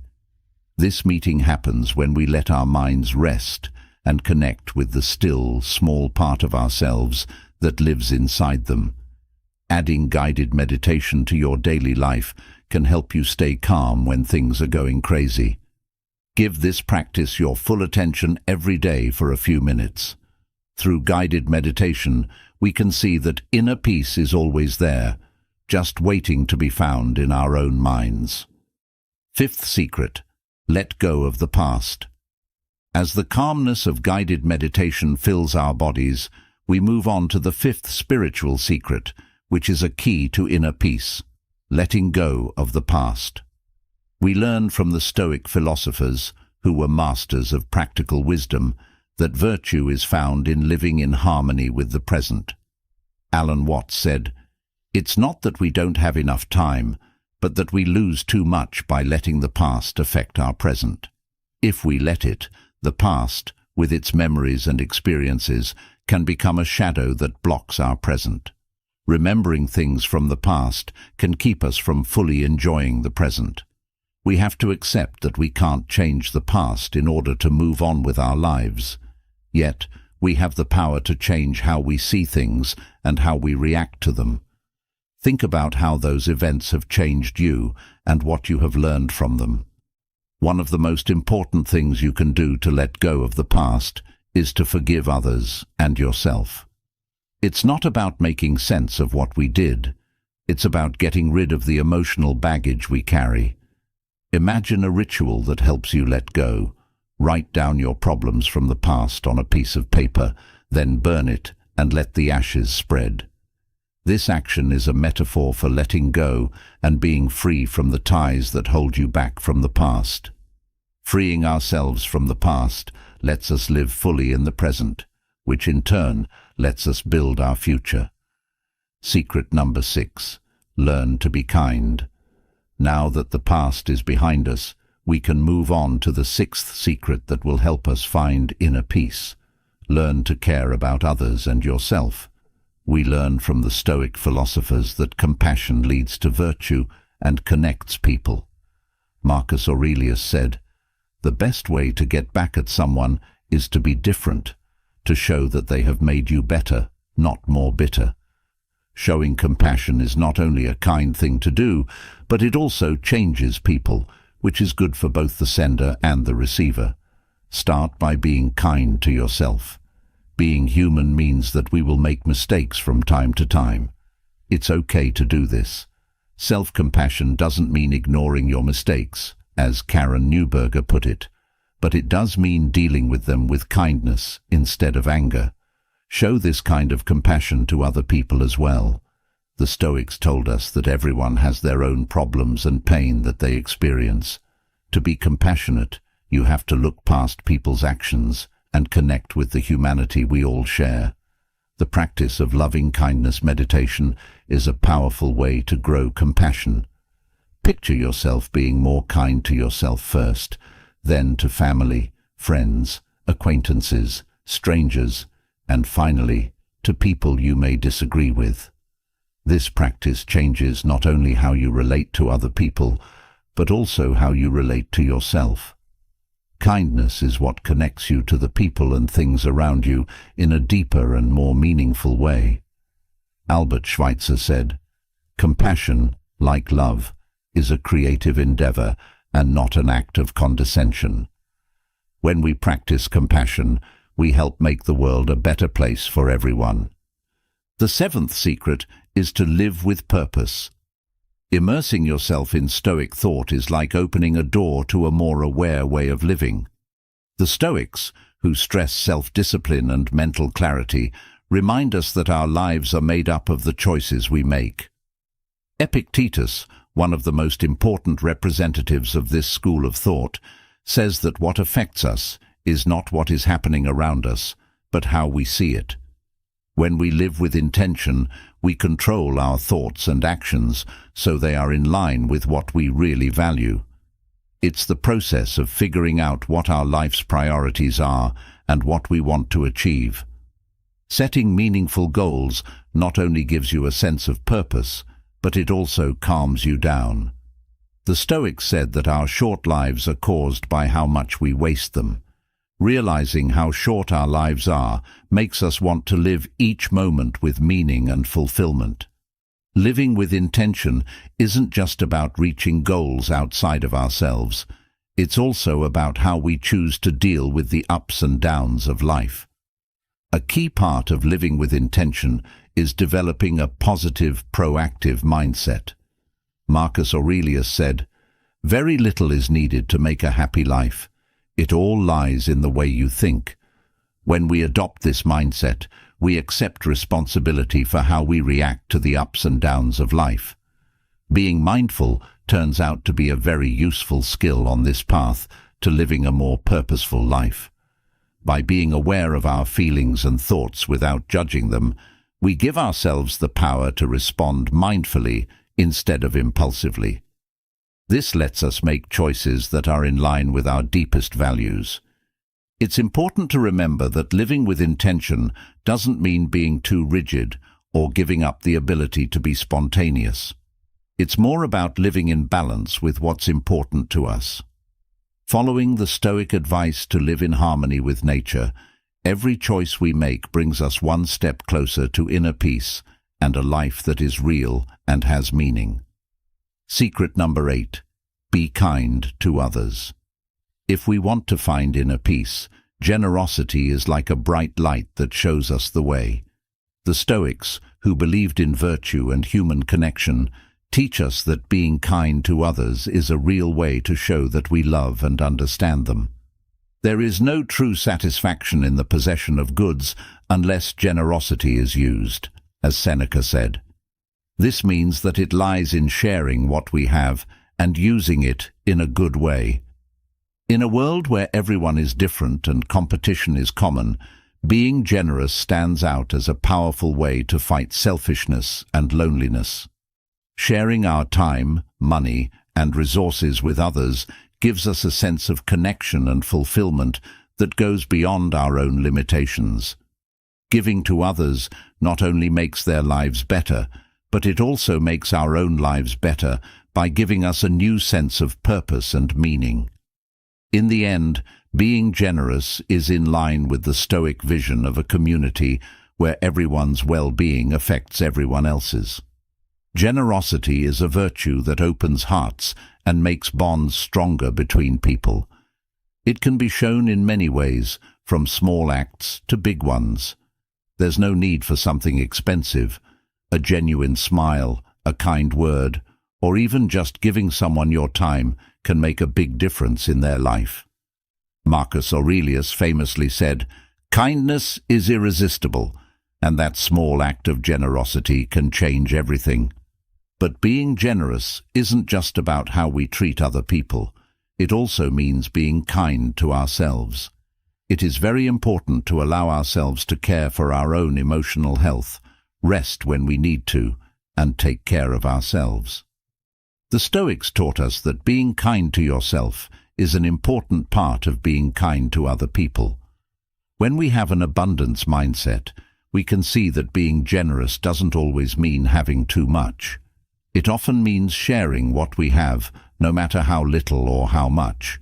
Only the fool, through ignorance, denies himself what he has, as Epictetus said, reminding us that generosity comes from wisdom and gratitude for what we have. Giving to others frees us from our need to collect things, which makes room for the happiness and satisfaction that come from helping others. Mahatma Gandhi once said, "The best way to find oneself is to lose oneself in the service of others." Being generous guides our actions and brings us closer to the world around us. Secret number 9. Build relationships that matter. One of the most important things we can do to find inner peace is to build relationships that matter. The connections we make with other people are what give life its true value, according to the Stoic philosophers, who were experts in the wisdom of human relationships. A loyal friend multiplies joys and divides sorrows, Seneca said, which shows how important it is to keep the relationships that help us through good times and bad. It's important to spend time with the people we care about, but the quality of those relationships is more important than the amount of time spent together. Sharing special moments, showing empathy, and saying thank you all make the connections between us stronger. The happiness of your life depends on the quality of your thoughts, as Marcus Aurelius said. This shows how important meaningful relationships are for our mental health and peace of mind. To build strong relationships, it's important to encourage open and honest communication. Being honest builds trust and clears up misunderstandings. By being understanding and patient with each other, we can make the world a more peaceful place. Epictetus said, "Listen, and you will be wise." The start of wisdom is silence, which reminds us how important it is to actively listen and see each person in our lives as unique. Marcus Aurelius uses a powerful metaphor when he says, "We are made to work together, as the feet, the hands, the eyelids, the upper and lower rows work together." It's easier to have healthy relationships with others when you accept them for who they are without trying to change them. In the end, building meaningful relationships gives us a sense of connection and belonging that feeds our souls and makes life more interesting. Let's not forget how important it is to forgive in the complicated web of human relationships. Problems and tensions will always be there, but Seneca taught us that forgiveness is a light that frees the soul and leads to inner peace. As sailors on a rough sea, we need to remember that a ship that doesn't know where it's going can't find a fair wind. For this reason, absolving is like steering our ship toward peace and harmony. Rather than building walls that separate us, let's work on making bridges that connect us. Meaningful relationships give us peace of mind and happiness that make our inner lives better, even if they require work and sacrifice at times.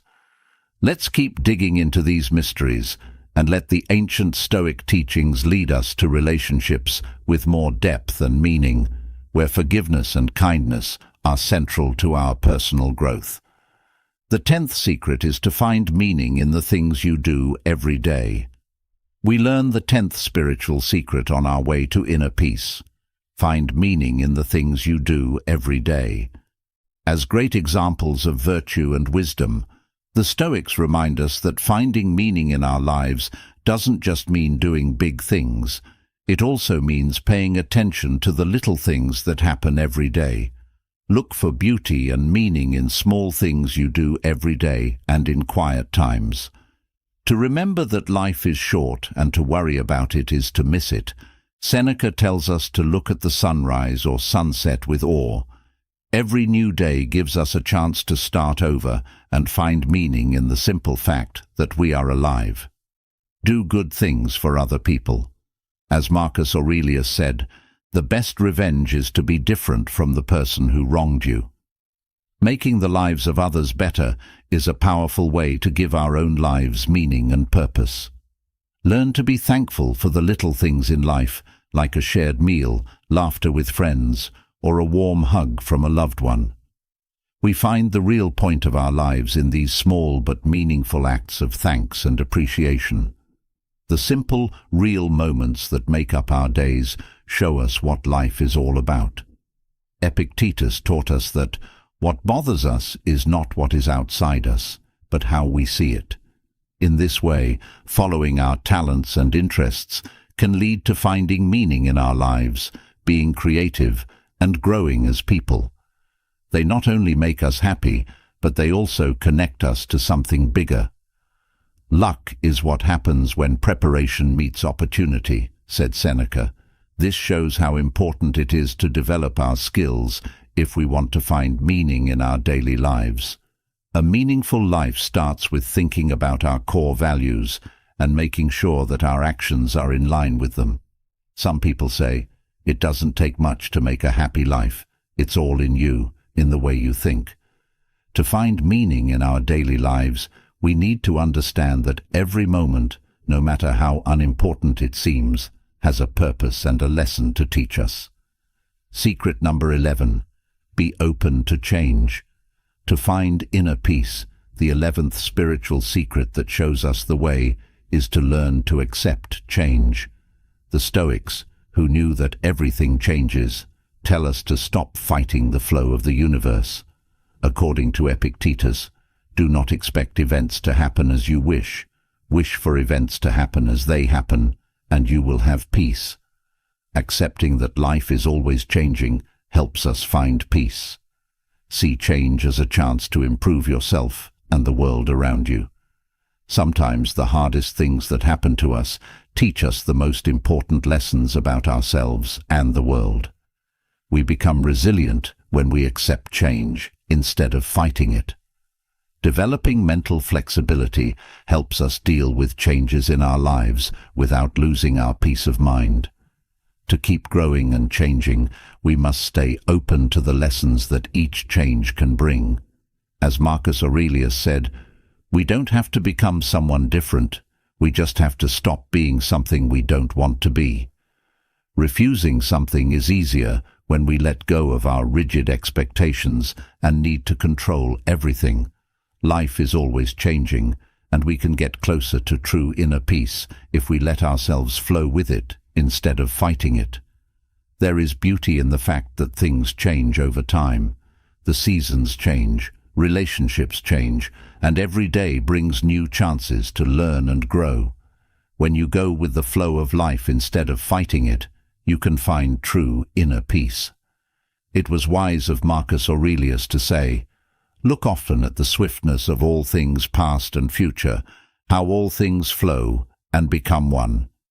That fluidity is where we find the essence of life and the peace we seek. Secret number 12. Be kind to yourself. Caring for ourselves with kindness is the 12th spiritual secret that shows us the way to inner peace. Self-compassion is not a form of self-indulgence. It is a deep act of love for oneself when things are hard. Christine Neff said, "Self-compassion means treating our mistakes and flaws with kindness instead of harshness and forgiving ourselves for our flaws. And making mistakes is a sign that we are human, with failures and lessons woven into our very being. Realizing that we are all human frees us from putting too much pressure on ourselves. Being our own best friend instead of our harshest critic is possible if we practice having a kind conversation with ourselves. What Rumi meant by "you are your own light" is that you have the power to deal with problems with kindness instead of criticism. Life is full of problems, and when we deal with them with self-compassion, we can learn and grow instead of giving up and letting others judge us. Another important part of self-compassion is being able to connect with our feelings without judging them. We can fully embrace our humanity when we accept our feelings, even the ones that make us feel bad.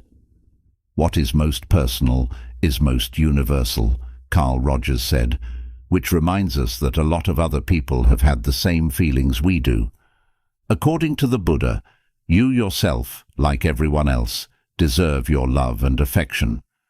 The practice of self-compassion not only makes us feel better emotionally, but it also makes us better able to be compassionate toward others. Secret number 13. Being thankful when things go wrong.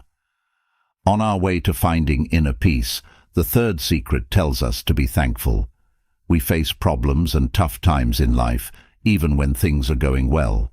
But in those trials, we also find lessons and chances to grow. When bad things happen, being grateful is like lighting a torch that guides us and connects us to our inner strength. We can move forward with wisdom and maturity when we are thankful for the lessons we have learned. We can learn more about ourselves, our strengths and weaknesses, through each challenge. Another important part of being grateful when things are bad is finding the light in the dark. There are moments of kindness, compassion, and love that shine through even the worst times, and they deserve our thanks. Being thankful for the strength of the human spirit helps us connect with our natural ability to get through tough times and get back on our feet. Being thankful for the help others have given us during hard times reminds us how important human connections are and gives us comfort when we need it. In the end, being thankful when things go wrong helps us find light and hope, even when things look the darkest. Viktor Frankl said, "In life, it is not what happens to us that is important, but what we do with what happens to us." Being grateful in hard times teaches us that even though pain can be overwhelming, how we see it can change it and help us find meaning even in the midst of the toughest problems. Secret number 14. Self-love has the power to change everything. In order to find inner peace, the 14th spiritual secret tells us to look into how self-love can change our lives. Being in love with yourself is more than just a feeling. It's a practice that you have to do on purpose. If you can't love yourself, how can you love anyone else? Asked R. Paul. To learn to love ourselves, we have to learn how to talk to ourselves in a kind and caring way. The way we talk to ourselves inside our heads has a big effect on our mental and emotional health. Setting healthy limits and changing negative thoughts into positive affirmations are important parts of loving yourself. Self-love means putting our own needs first and learning to say no when we need to. Audre Lorde once said, "Taking care of oneself is not an act of self-indulgence, but of preservation." Spend regular time doing things that make you feel good, like reading, listening to music, working out, or meditating. It's important to spend time doing things that make you feel good and connect you with your deepest self. Accept your flaws and be proud of being human. Self-love doesn't depend on being perfect. It depends on accepting who you are. Taking care of yourself is another important part of loving yourself. Taking care of our mind, body, and spirit shows that we love ourselves. We can show love and support for others in a fuller and more genuine way when we do this. Self-love is not being selfish. It's investing in our own health and happiness so that we can be more honest, open, and kind to ourselves and others. Like Brené Brown said, connection is the result of being authentic and vulnerable, not of being perfect. In the end, loving ourselves gives us the power to live a fuller, more loving life. The beauty of keeping things simple is secret number 15.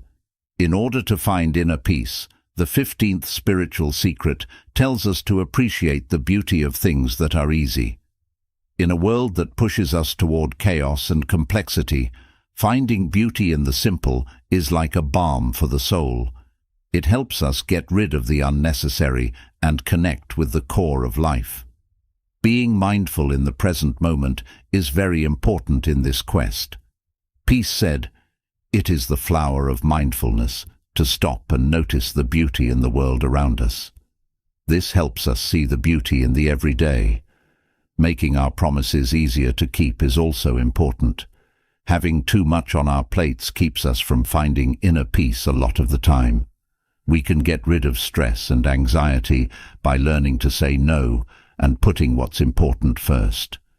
Finding happiness in small things, like the smell of coffee in the morning or the warmth of the sun, helps us remember that life is full of easy things that can make us happy.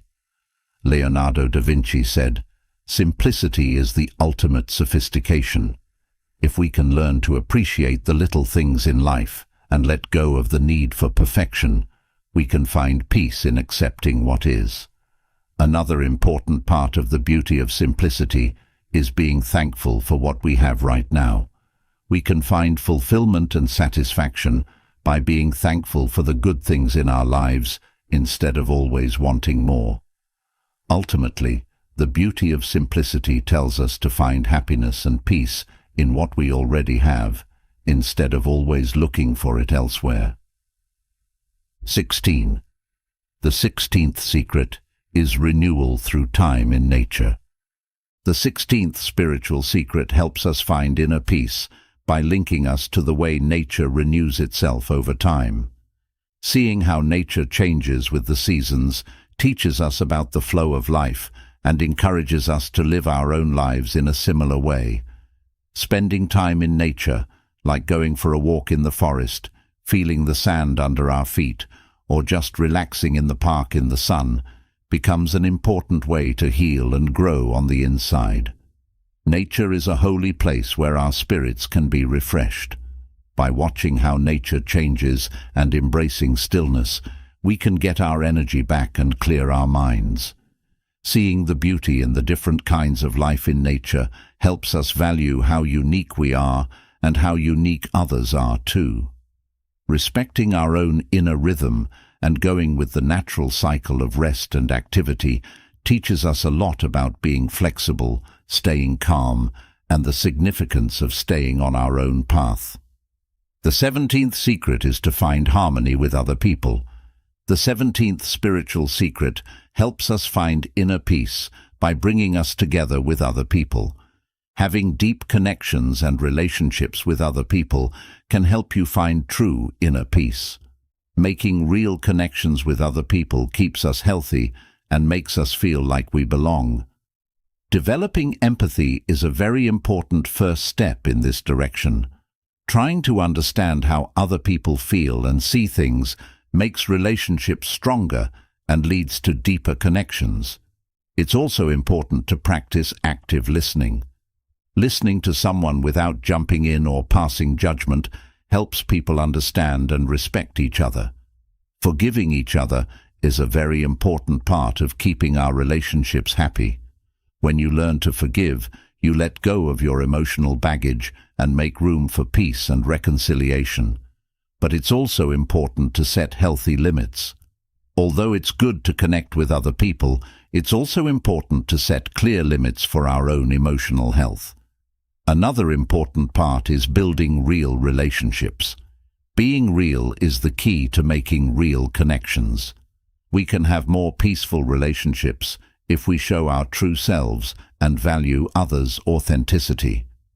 Celebrating diversity in relationships also makes them more interesting and teaches us important lessons about how to be united despite differences. Harmony in our relationships with others not only makes us feel better inside, but it also makes life more meaningful. As Mother Teresa said, "If you want to change the world, go home and love your family." These words help us remember that real change starts with the people we love most and spreads to everyone else. Secret number 18. Forgiveness leads to change. The 18th spiritual secret asks us to look into the changes that happen when we forgive others as we try to find inner peace. Forgiving someone doesn't just absolve them of their wrongdoing, it also frees us from the weight of our anger and resentment. It's an act of self-love that helps wounds heal and lets peace into the heart. It is important to know that forgiving someone does not mean excusing their actions, but it does mean freeing your heart from anger. Forgiveness frees the soul, Nelson Mandela said in a wise way. It lets everyone know that you will not let them hurt you anymore. but it's important to accept and heal our own wounds before we can forgive others.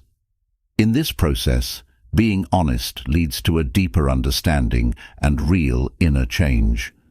Another important part of forgiving is learning to understand how others feel. By trying to understand the feelings and actions of people who have hurt us, we can learn to care about them.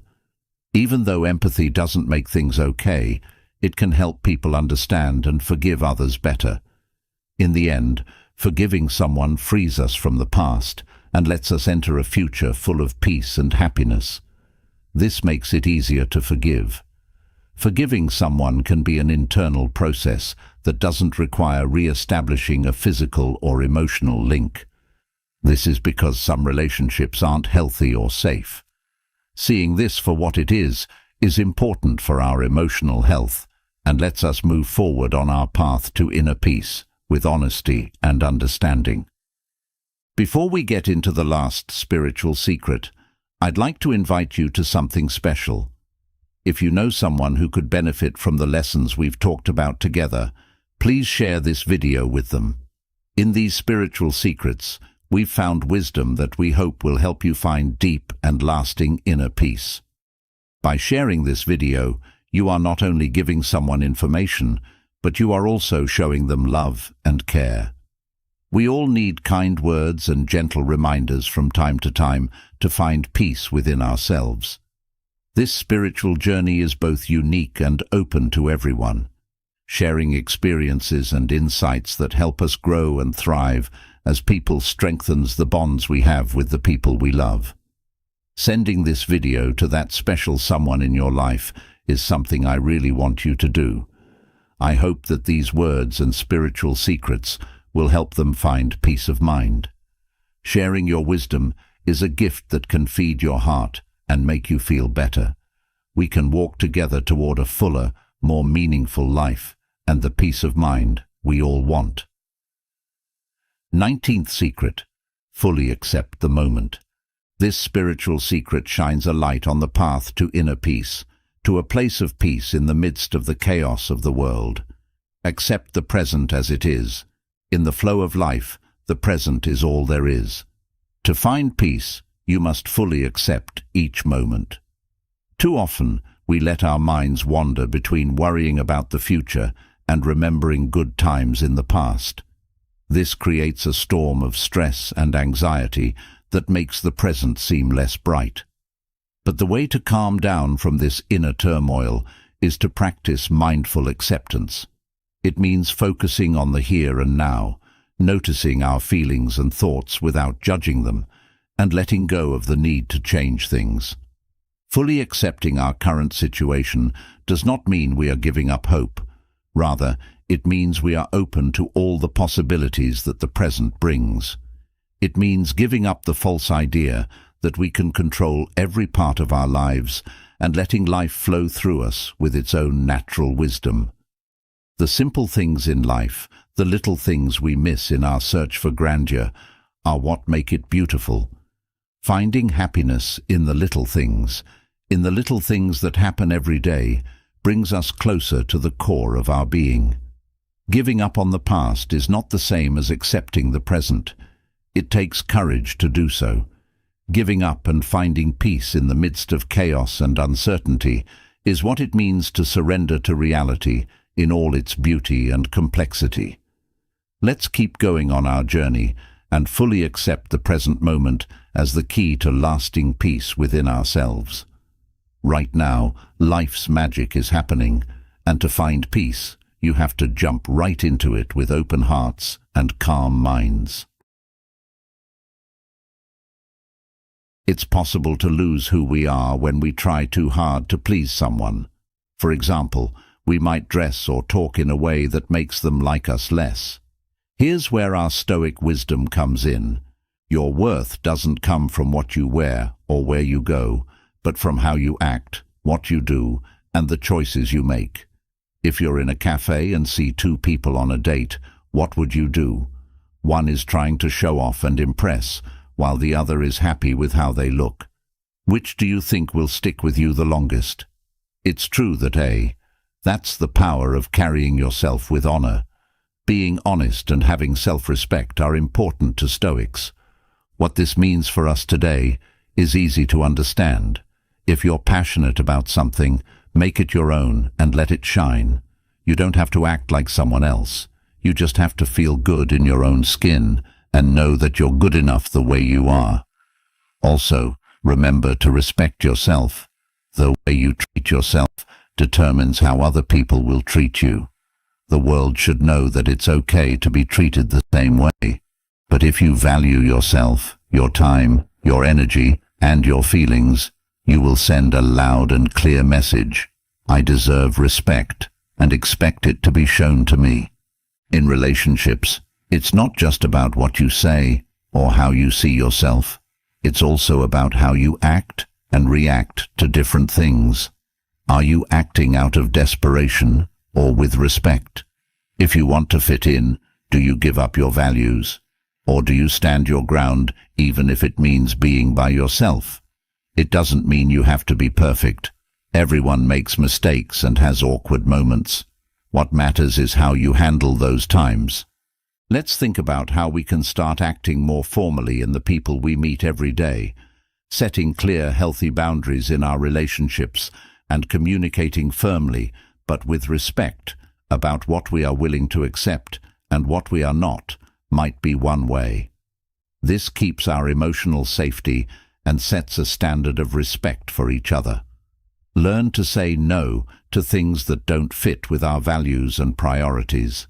This is another way to treat ourselves with respect. This could mean turning down commitments or situations that make us feel bad or go against our values. Because of this, we show that we are true to ourselves and affirm our right to live by our beliefs.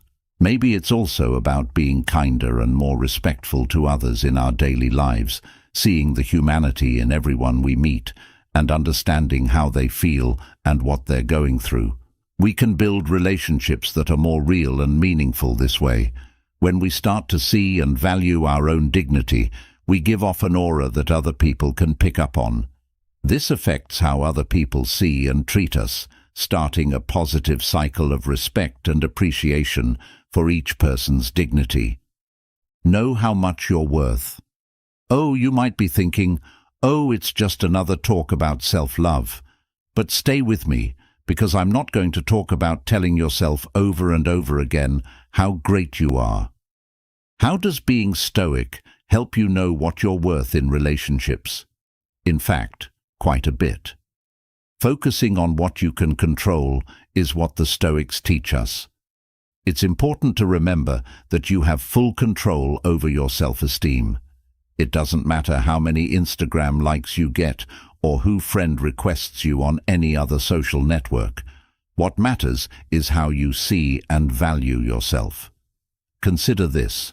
Picture yourself as a valuable stone. Is it true that not everyone knows how much a rare gem is worth? A lot of people might walk right by it without knowing what it is, but that doesn't change how valuable, rare, and unique it is. That's your true reflection. That's real, unique, and valuable you. It doesn't make you less valuable if someone doesn't see it.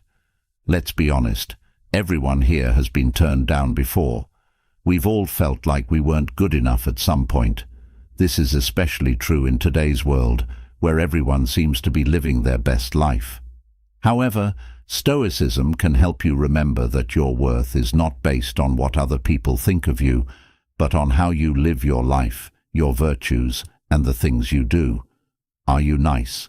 Are you telling the truth? Are you happy with the way you live? That's where your real worth lies. It was easy for the Stoics to think about themselves. So stop for a moment and think about your qualities, not just the obvious ones, but also the ones that are more important to you. What's good for you? No matter how caring, strong, or good at listening you are valuable because of these things. And here's the secret. When you know this deeply and honestly, it will change how you treat other people. You won't put up with fools because you respect yourself too much, not because you're cocky. And here's a Stoic exercise for you. The next time someone makes fun of you, Don't give up and start doubting yourself. Instead, ask yourself what your strengths and values are. Being cocky isn't the point. The point is to quietly know that you are worthy, without needing approval from other people. Alexander the Great, one of the great Stoic emperors, said that you only have control over your thoughts and not over what happens in the outside world. If you understand this, you will be strong. Figuring out our own worth is very important when we're talking about relationships. It's important to know that our value doesn't come from how other people see us. It comes from how we see ourselves. Every day, it's a reminder and a practice to work on our self-esteem and confidence. When we wake up, we have the chance to affirm our worth, no matter what other people think or say. We need to remind ourselves that we are valuable and deserving of love and respect, not because someone else says so, but because we truly believe it. By getting to know and accept ourselves, we see that our worth doesn't come from what other people think, but from who we are and what we're truly like. Every step we take on this path of self-discovery helps us understand how much we're really worth. Personal growth is a slow and steady process through which we learn to see and value our strengths, virtues, and unique qualities. As we go deeper into this inner journey, we learn that our worth is not based on what other people think of us. When we realize that our worth is something we can build and strengthen over time, we feel free to take charge of our lives and relationships. We no longer need to look for approval from other people, and we can live with unbreakable self-esteem and confidence. Ultimately, it's about being strong in our own worth, even if other people don't see it, and remembering that we deserve love and respect just for being ourselves. Don't tell me what to do, show me. This idea also works great when we talk about setting limits. It's one thing to tell someone what your limits are. It's quite another to follow through and show them. Think about it this way. Anyone can say they won't stand for being mistreated, but when you do it, that's when you face the truth. When it comes to your boundaries, do you stick to them or let people cross them? The real power you have is not in what you say, but in what you do. Let's remember what our Stoic friends taught us. We have control over everything, even how we react to things. This may not be easy, especially when we're feeling emotional. Your actions, not what you say, show them what the line is when someone crosses it. It says a lot about you how you act if someone lies to you after you've made it clear that you value honesty. You're not making a scene by walking away or talking about the problem in a direct and calm way. This shows that you respect yourself and want to be respected in a way that fits with your values. This way of doing things can really change the way relationships work. People start to understand what you will and will not accept when they see that you have limits, that you will not let people cross, and rules and values that you are determined to uphold. It's about getting to know yourself. Having self-respect is important, and you should stick to it. That's when you really learn to be tough. It's not just the big things that bother you. It's also the little things that happen every day. What you do when someone cancels plans at the last minute, or when someone doesn't care about you anymore. With calm words and actions, you let them know that this is not okay. Being present in the present moment is not the only thing that mindfulness is. Immersing ourselves fully in the present moment means paying close attention to every thought, feeling, and action that comes up within us. As we grow in self-awareness, we are asked to question and think about how our actions show our personal limits and core values. Being fully present in the present moment gives us a chance to check if our actions are in line with our limits and true selves. We are always judging ourselves and asking if our actions are in line with our deepest beliefs and values, or if they are different from who we really are because of outside influences or societal expectations. When we do this, we look at every interaction and situation very carefully, trying to figure out how we are reacting and if we are being honest with ourselves. We are asked to be aware of our own limits, to know when we feel unsafe or harmed, and to take action to safeguard our honesty and emotional health. In the little things that happen every day, our limits are really tested. It's in these situations that don't seem important that our true nature and character are shown. Because of this, mindfulness encourages us to be in the present moment, to be aware of how we are responding to different situations, and to become more clear and wise in the choices and actions we make. When we go about our daily lives and interact with other people, we can set and show our personal boundaries in a more stoic way. It's not enough to have strict rules or be rigid in how we interact with others. We need to develop an inner compass that guides how we act and respond to different situations. This inner compass, which comes from Stoic ideas, tells us to always know our own limits and values and act in line with them. Building walls around ourselves or cutting ourselves off from the outside world is not the point. The point is to set healthy boundaries that show who we are and what we value in life. People around us will notice when we start living this way. People start to see us as individuals who not only set clear limits, but also respect themselves enough to make others respect them. It's like we give off an air of principled commitment to make other people feel at ease. We can build more honest and respectful relationships with others when we have this attitude. It also helps us feel better about ourselves and have more confidence in ourselves. By staying true to our values and boundaries, we shine a light of honesty and integrity in a world that is often filled with doubt and confusion. I know this might sound a little old-fashioned or even harsh, but please hear me out. You don't have to be hard to get. You just have to respect yourself and know what you're worth. What does the Stoic view say about this? Stoicism shows us how to control and discipline ourselves, but not in a rigid way. If you want to be happy right away, you need to know what's really important and not give it away carelessly. It's nice to breathe this in. Think about how we feel about them, or when we're going out with someone. We often feel rushed to share our time, space, and deepest thoughts. The Stoics, on the other hand, say to take a step back, because things that are easy to get lose their value over time. It's how people are. It's not mysterious, deep, or exciting if you're always available in the blink of an eye and say yes to everything. Allowing less access should be done in a polite and calm way. To begin, it's about how you act. Dress in a classy but modest way. Not only is it about style, it's a statement that says, I value myself. You're not hiding, but you're also not giving away too much. There's a balance, and I feel like I'm more than what I appear to be. Time and attention come next. Being picky about who gets your time is very useful in a world where we're always connected. Saying, my time is valuable and I choose to spend it wisely, is more important than playing games. When you're with someone, give them your full attention. When you're not available, though, feel good about it, because it means you're focused on your own life, your interests, and your growth. Stoicism also teaches us how to control our feelings. This doesn't mean you become cold or distant.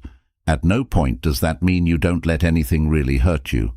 You stay calm inside, and you don't let anyone else use your emotional energy. They also have to work for it. Keep in mind that I'm not telling you to turn into a statue of calm. Connecting with other people is what makes life rich. However, the beauty of going slowly and making a connection that isn't just based on instant access and pleasure is that it helps you build something that is deep and lasts. Remember that limiting access is not about making other people feel bad or using their emotions to get what we want. On the contrary, it is an act of great self-respect that fits with our core beliefs. People who limit access show that they value themselves and believe that others should value them equally by doing things that aren't just words. Over time, we need to be a little more selective in the people we talk to, more careful in the choices we make, and more measured in the way we say things. It's about finding the right balance between being honest and keeping some things to yourself in order to protect your emotional health and self-esteem. In our modern world of meetings and relationships, we are following the Stoics' lead by taking this approach. In this promise, we promise to live by our deepest values and set clear limits that show our respect and self-worth. And trust me, this way of thinking changes everything about how other people see and treat us. We are sending a clear message to the world around us when we value ourselves and act with the firmness and consistency of the Stoics. We are saying that we deserve to be treated with respect and care, and we are not willing to give up our integrity for fear of being alone or not being accepted. Pay attention to what you do, not what you say. Stoicism is about practical wisdom, which means judging people by their deeds rather than just their words, as we've seen. There are a lot of nice words and empty promises in the world, especially when it comes to relationships. The Stoics, on the other hand, teach us to look beyond that and watch actions because they show us the truth. Take a look. It's simple to say what you believe in or what other people want to hear. It's also simple to make promises and picture a future that seems ideal. But do you show others how to do things? Do what you do, match what you say? That's where the story really is. We've all been there, let's be honest. When we meet someone new, they start telling us all these wonderful and interesting things, and we get caught up in them. But then, over time, what they do doesn't match up. They say they'll call but don't, and they change their minds at the last minute. Still, their words hold us tight. Our tough inner self needs to step in at this point. Stoicism instructs us not to let our emotions or words get the best of us. It has to do with being sensible and seeing things as they really are.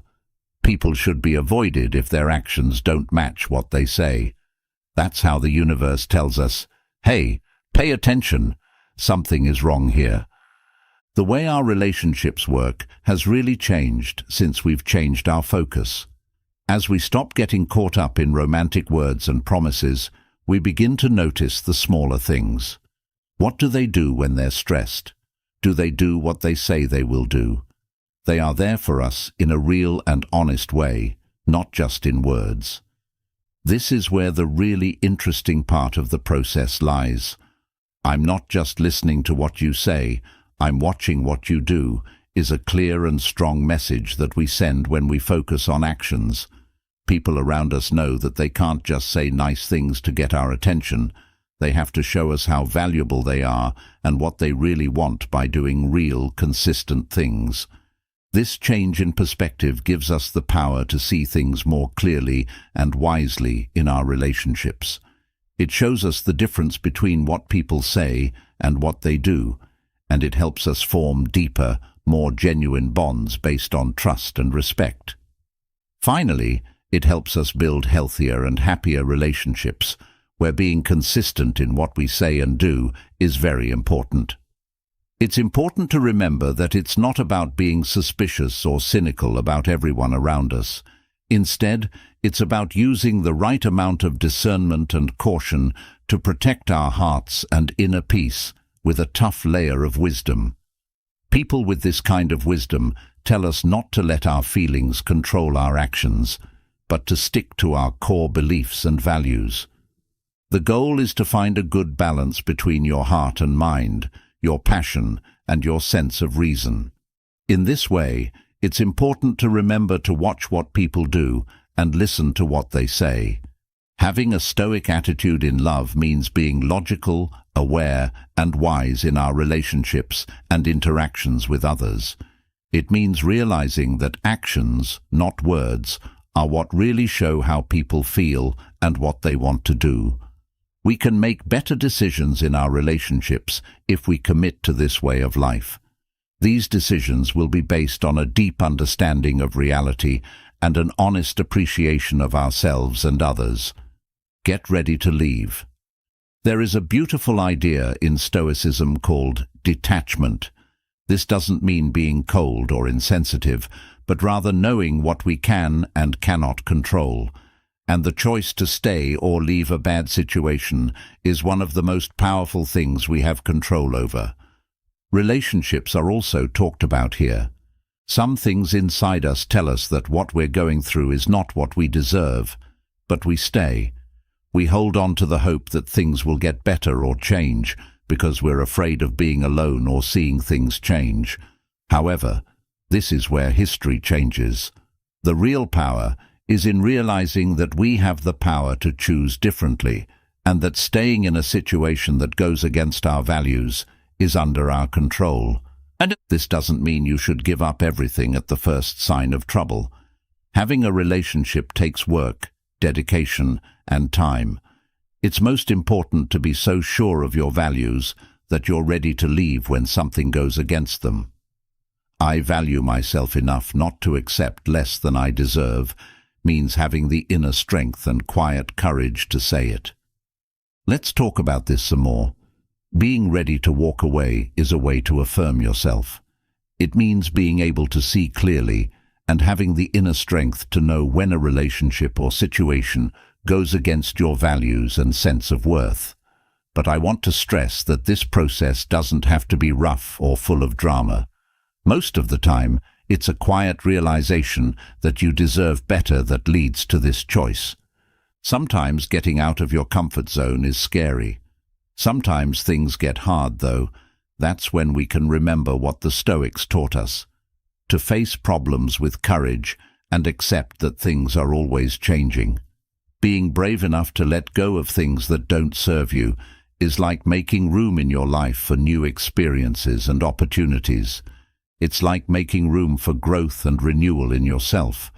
You should know that you're not holding on to a situation because you have to or because you're afraid of what might happen. By making this choice, you are choosing to care about your own emotional health and happiness. You are taking a step toward a better and more satisfying future when you have the courage to let go of things that no longer feed you. You are saying yes to yourself and the things that could happen that you don't know yet. As we think about what it means to be ready to walk away, let's remember that this brave and honest action lets us be open to new experiences and opportunities in life. It helps us remember that we have the power to make our lives what we want them to be today. While we drink our coffee and think about these things, let's remember that being ready to walk away doesn't mean you're cold or distant toward other people.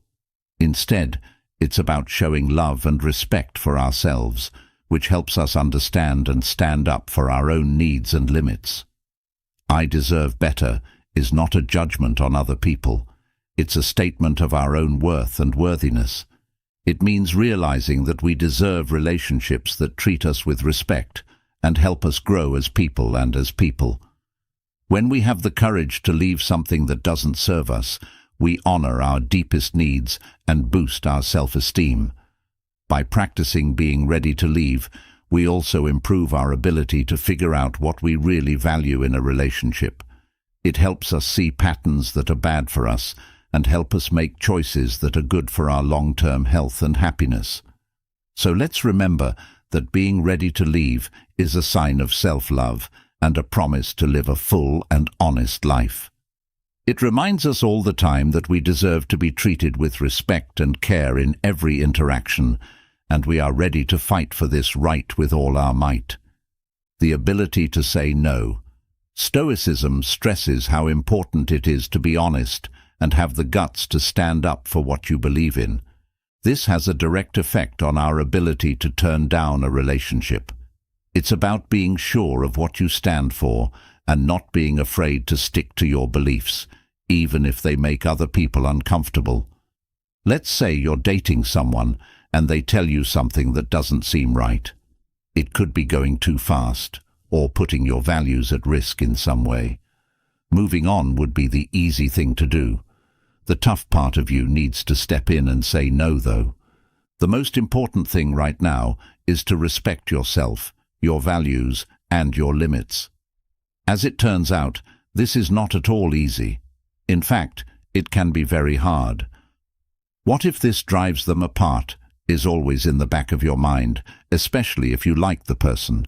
But this is where we need to be brave.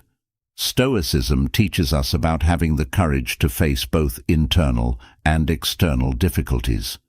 There's more to saying no than just self-respect. It shows that you care about yourself enough to not settle for less than you deserve. You might lose them, but here's the key. It's possible that the person wasn't right for you if saying no to something that goes against your values makes them feel bad. This way of doing things can really change how a relationship works. People change their minds when they see that you're not afraid to say no, and that you're not only there to please them at the cost of your own values. It shows that you value and respect them. Here's one more harsh turn of events. Rejecting something that goes against our values isn't just about being honest with other people. It's also about being honest with yourself. Figuring out what you want and not really wanting to be in a relationship is what it's about. Remember that being afraid of being alone shouldn't make you do things that are bad for you. In fact, saying no is a sign of authenticity and self-affirmation. By setting healthy limits, it helps us stay true to our core values. The Stoics taught us how important it is to be firm in our beliefs and act in a way that is consistent with our values. This is an example of living with integrity. We are not giving in to outside expectations or other people's demands. Instead, we are honoring our true needs and wants. We are standing up for ourselves and setting an example for relationships based on respect and understanding for each other. Saying no is an important part of taking care of yourself and being honest. It doesn't mean you're selfish or don't care about other people. We can build healthier, more meaningful relationships where everyone is valued and respected for who they really are by setting clear boundaries and being honest about what we need. Keep in mind that saying no is okay. It's a sign of self-love and an important step toward making relationships that are real and satisfying. Accepting that we can say no when we need to puts us in a position of personal power and lets us live our lives with honesty and integrity in every interaction. Being stoic and having a healthy doubt go hand in hand. Stoics try to see things as they really are, not how people think they should be. You might wonder if this has anything to do with love and dating. We've all heard someone say the words we want to hear, as if they were the right ones. We want to believe them, even though there are red flags all around us. This is where our tough inner self comes in handy. A healthy amount of doubt is like having superpowers. When you keep your feet on the ground and don't take everything at face value, you're not being negative or cynical. You're just observing, asking questions, and not jumping in without thinking about it first. Let's look at what it means. Think about this. You meet someone and like them a lot. You are making plans for the future together and saying all these nice things to each other. You met not long ago, though, so your calm side would tell you to take it slow, don't rush, and let's see if your actions match your words and how things go. Being skeptical doesn't mean asking a lot of questions or questioning everything the other person does. It means being aware, hearing what they say, and watching what they do. It means taking the time to get to know someone well and check to see if they make sense and are honest. The Stoics thought it was important to use logic and reason in relationships instead of letting your feelings take over. This is very important. It's true that it can be hard to find the right balance between our emotions and our sense of reason in relationships. But if we train our logic to be a little skeptical, we can let it look at things more objectively and clearly. By keeping a healthy dose of skepticism, we don't let our feelings determine our decisions. Instead, we base our choices on facts and our true needs. We can tell the difference between things that are good for us and things that could be harmful to our emotional health. When we are skeptical, we can also protect our hearts from being hurt emotionally or badly disappointed. We give ourselves the time to better understand the other person, their intentions, and how well they fit with our own needs and values when we don't rush into situations before we've fully thought them through. Building walls or barriers around our hearts isn't the only thing that needs to be done. We also need to open doors and be wise. We can stay alert and aware of our feelings by being skeptical. This lets us explore new connections with a clear mind and a safe heart. Stoicism as a way of life encourages us to connect with the essence of life, go with the flow of the universe's natural rhythms, and accept reality with peace. When these teachings are put in the context of love, they become deeply and permanently relevant. By taking a Stoic view, we acknowledge that we and our loved ones are flawed beings who are affected by life's ups and downs and have limitations. Instead of looking for perfection in others or ourselves, we accept flaws as a normal part of being human, putting authenticity over looks and finding beauty in being open and honest. We can help each other grow and connect authentically when we accept our flaws with kindness and understanding. The practice of accepting and understanding others gives us the chance to build strong, meaningful relationships based on real connection and support for each other. We learn to accept and flow with the situations that come our way instead of fighting reality or trying to change other people to fit our needs. In the present moment, we find a deep sense of peace and satisfaction. When we practice acceptance, we see and accept our own flaws as well as those of others. We accept that we are human and have limitations, and it's normal to make mistakes and have problems in our relationships. We choose not to judge ourselves or others. Instead, we let ourselves be kind and understanding, knowing that we are all doing the best we can with the tools and resources we have at any given time. Understanding allows us to put ourselves in other people's shoes and understand their problems and experiences. We need to remember that everyone has a unique story, a set of wounds, and a reason for doing what they do. We should try to see things from their point of view with compassion and empathy. By doing this, we strengthen the bonds of trust and connection in our relationships, creating a space where everyone can help each other and understand each other completely. In the end, practicing acceptance and understanding helps us build more real and meaningful relationships, where love and connection grow naturally in a space where everyone feels accepted and respected. We can find deep satisfaction and fulfillment in our relationships if we learn to go with the flow and accept reality as it is. This lets love grow in all its glory as we honor and celebrate our shared humanity, enjoy the richness of our relationships, and know that we are deeply connected to everything. We are encouraged to develop a loving kindness that goes beyond the ego and accepts the differences and uniqueness of each person through this approach. Realizing that we are all on the same journey through life makes us allies and fellow travelers for those who cross our paths. We promise to be there for each other through life's ups and downs, in times of happiness and celebration, as well as times of challenge and difficulty, with compassion and calm.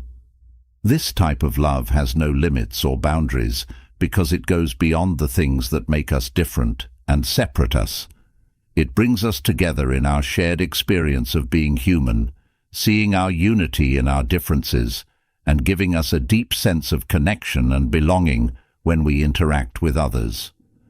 By accepting this kind of loving kindness, we can build relationships that are deeply meaningful and enriching, giving us support, comfort, and joy as we go through life. We don't focus on ourselves.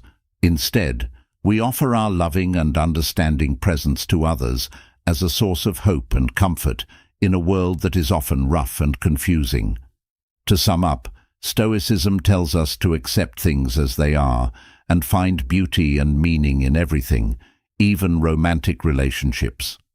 By practicing acceptance, understanding, and compassion, We can build real, deeply satisfying relationships based on genuine connection and unwavering support for each other. We've been talking a lot about how to be stoic, and this fits in perfectly with what we've been talking about: never chase. A big part of Stoicism is the idea that we should focus on what we can control and let go of what we can't. When it comes to relationships, this philosophy is very helpful.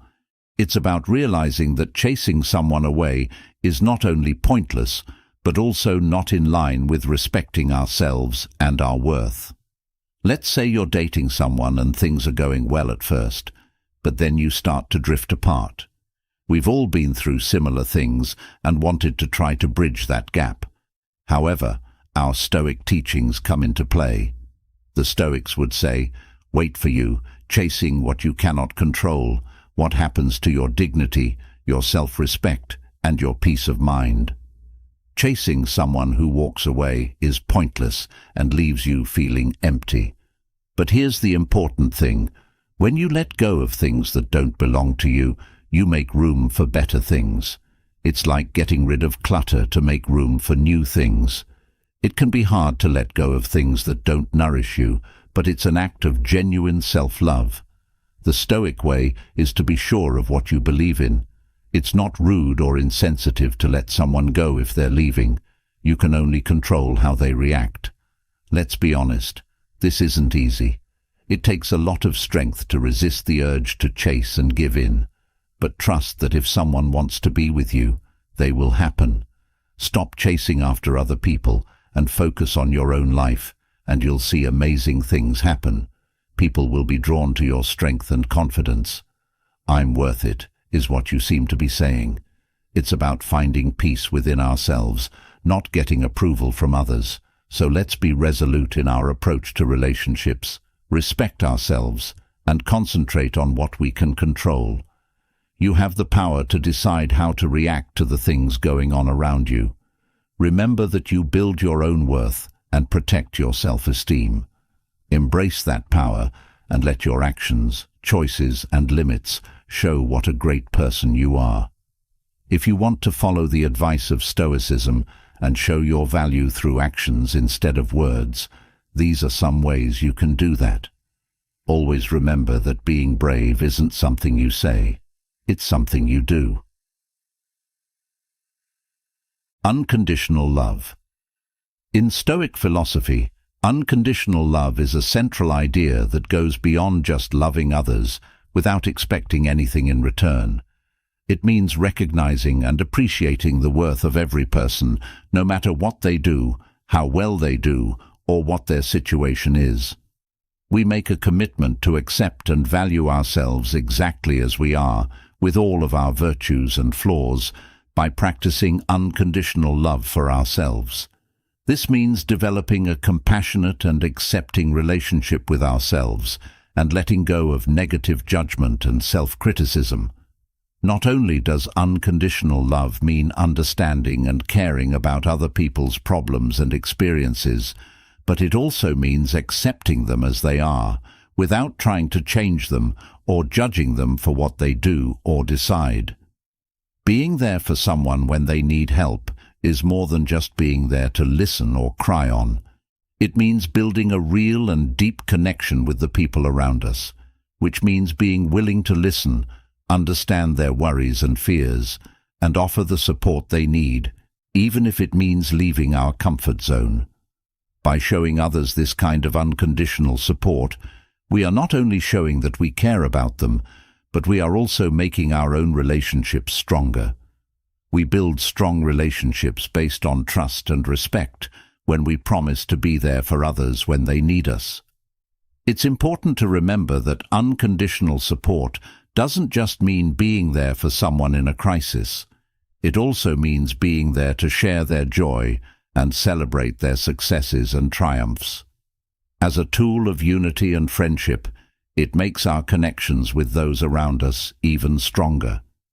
To practice unconditional love, we must learn to forgive those who have hurt or let us down and let go of our anger or bitterness. This means seeing our own and other people's humanity and knowing that everyone makes mistakes and has problems in life. Forgiving someone doesn't mean defending their actions or ignoring the harm they've done to us. Instead, it means letting go of the emotional weight we carry when we hold on to anger, which lets us move on with compassion and inner peace. Not only do we improve our relationships with others when we practice unconditional love and forgiveness, but we also grow and change as people. By choosing to forgive and love without conditions, we free ourselves from the weight of anger and bitterness. This makes it possible for us to grow as people in big ways. Although people have flaws and imperfections, unconditional love asks us to accept them as they are and see their value as people. It also asks us to show compassion and empathy for them, even if they have hurt or disappointed us, and to stay open to the idea of getting along and understanding each other better. Furthermore, forgiving someone helps us let go of the past and move on with more clarity and peace of mind. When we let go of anger and bitterness, we make room for personal growth and emotional healing.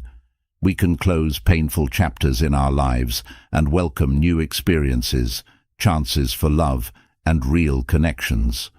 To sum up, showing love and forgiveness without conditions helps us build stronger, deeper connections with others based on acceptance, respect, and personal growth. As a result, we can have a richer and deeper relationship with ourselves and others, and our lives will be fuller and more satisfying. Don't let the other person take over your whole life. We tend to put others above ourselves, which can make us lose sight of our own goals in today's world. You'll see how much more valuable you are in love if you choose your own path. The only person who can hurt you is you. Do not let other people control you. The strong words in this quote remind us that we are in charge of our own inner peace and emotional health. People's negative thoughts and opinions can be everywhere, so it's important to know that we can choose how they affect us. Owning our thoughts and feelings means being honest with ourselves and not worrying about what other people will think of us. When we understand this historical principle, we take charge of our own lives. Our self-esteem and respect grow, which makes other people value and care about us more.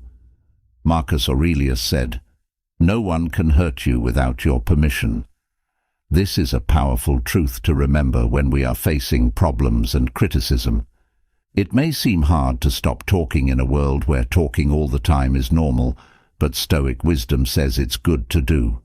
Epictetus and other philosophers told us that it's better to listen than to speak, and let other people start the conversation. We learn more about other people and ourselves when we let them start the conversation. Being ready to talk all the time can make you look anxious and self-centered, which turns people off. Building real high-value relationships requires patience and a willingness to let other people start the conversation. Focusing on how to use historical lessons in everyday life is a powerful way to grow as a person and strengthen relationships that are real and meaningful.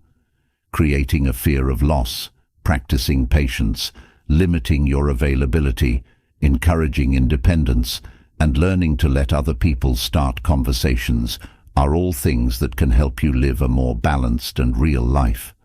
Stoicism as a way of life changes not only how we interact with others, but also how we see ourselves.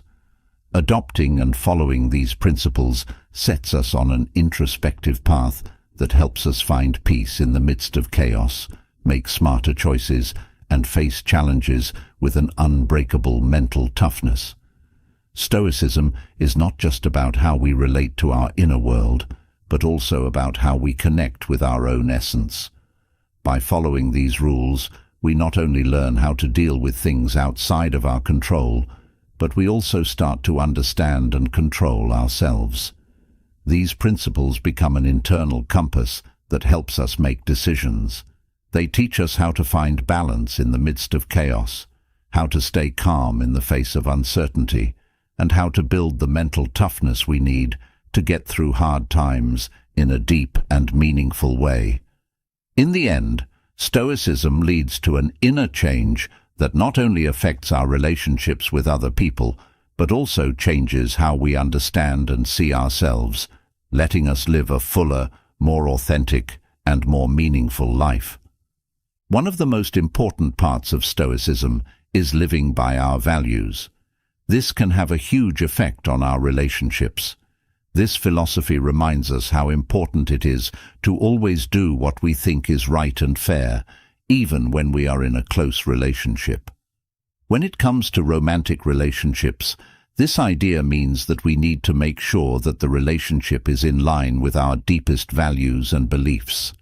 To do this, we need to think about what these values mean to us and how they show up in our relationship and in our daily lives. To give you an example, if we value trust, then our relationship must be based on honesty and open communication. In the same way, if we value equality and mutual respect, we need to make sure that these values show in how we interact with our partner.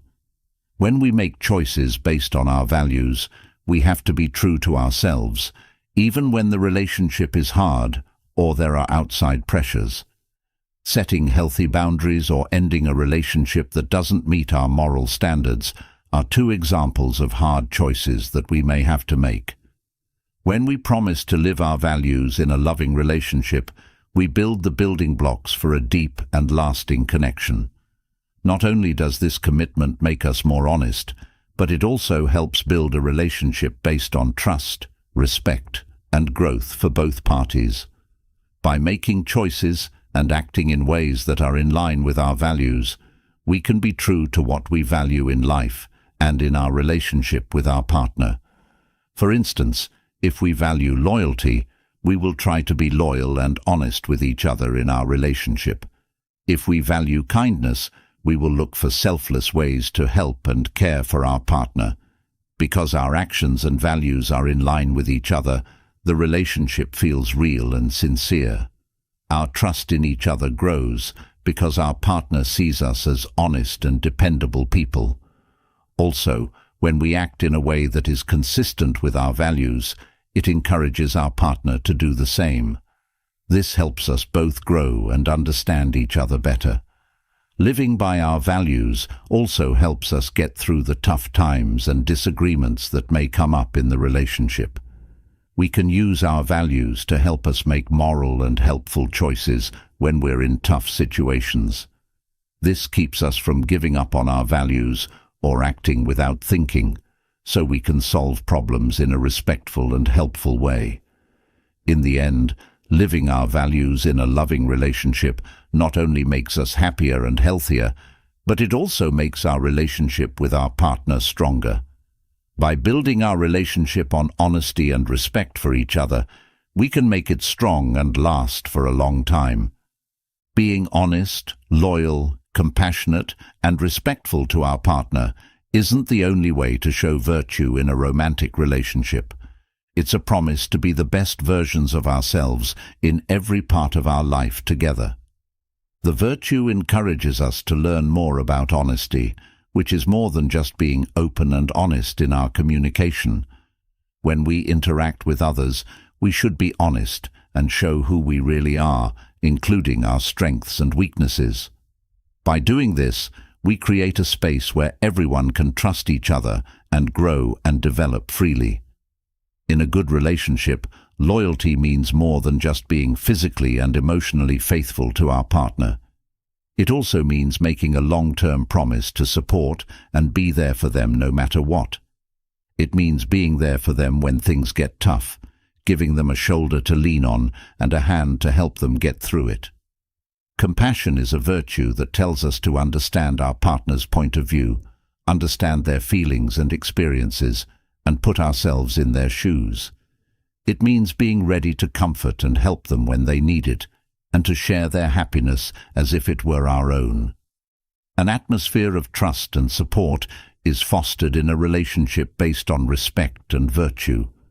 This means not only valuing our partner as a person, but also helping them grow personally and professionally by listening to their thoughts and worries, trying to see things from their point of view, and working with them to make decisions that are good for both of us.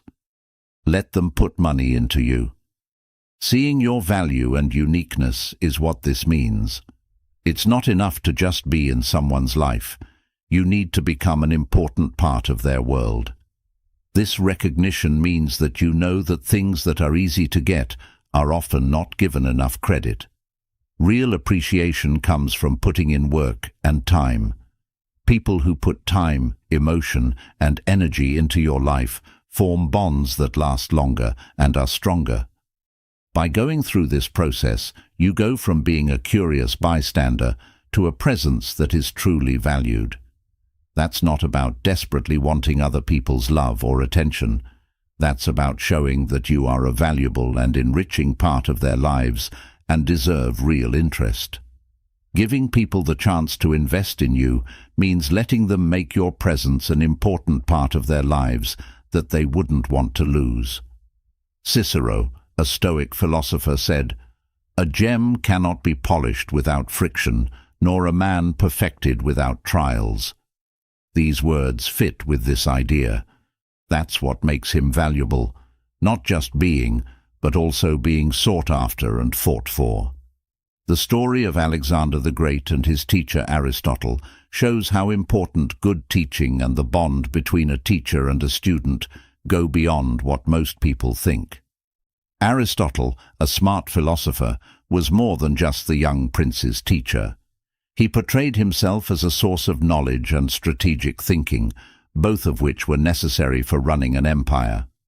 Alexander, who was smart and ambitious, saw how useful Aristotle's lessons were and put in a lot of time and effort to learn from him. Allowing others to invest in you and practicing virtue are two of the most important things that make our relationships stronger. They are based on honesty, mutual respect, and growth together. Real relationships that make you feel deeply satisfied.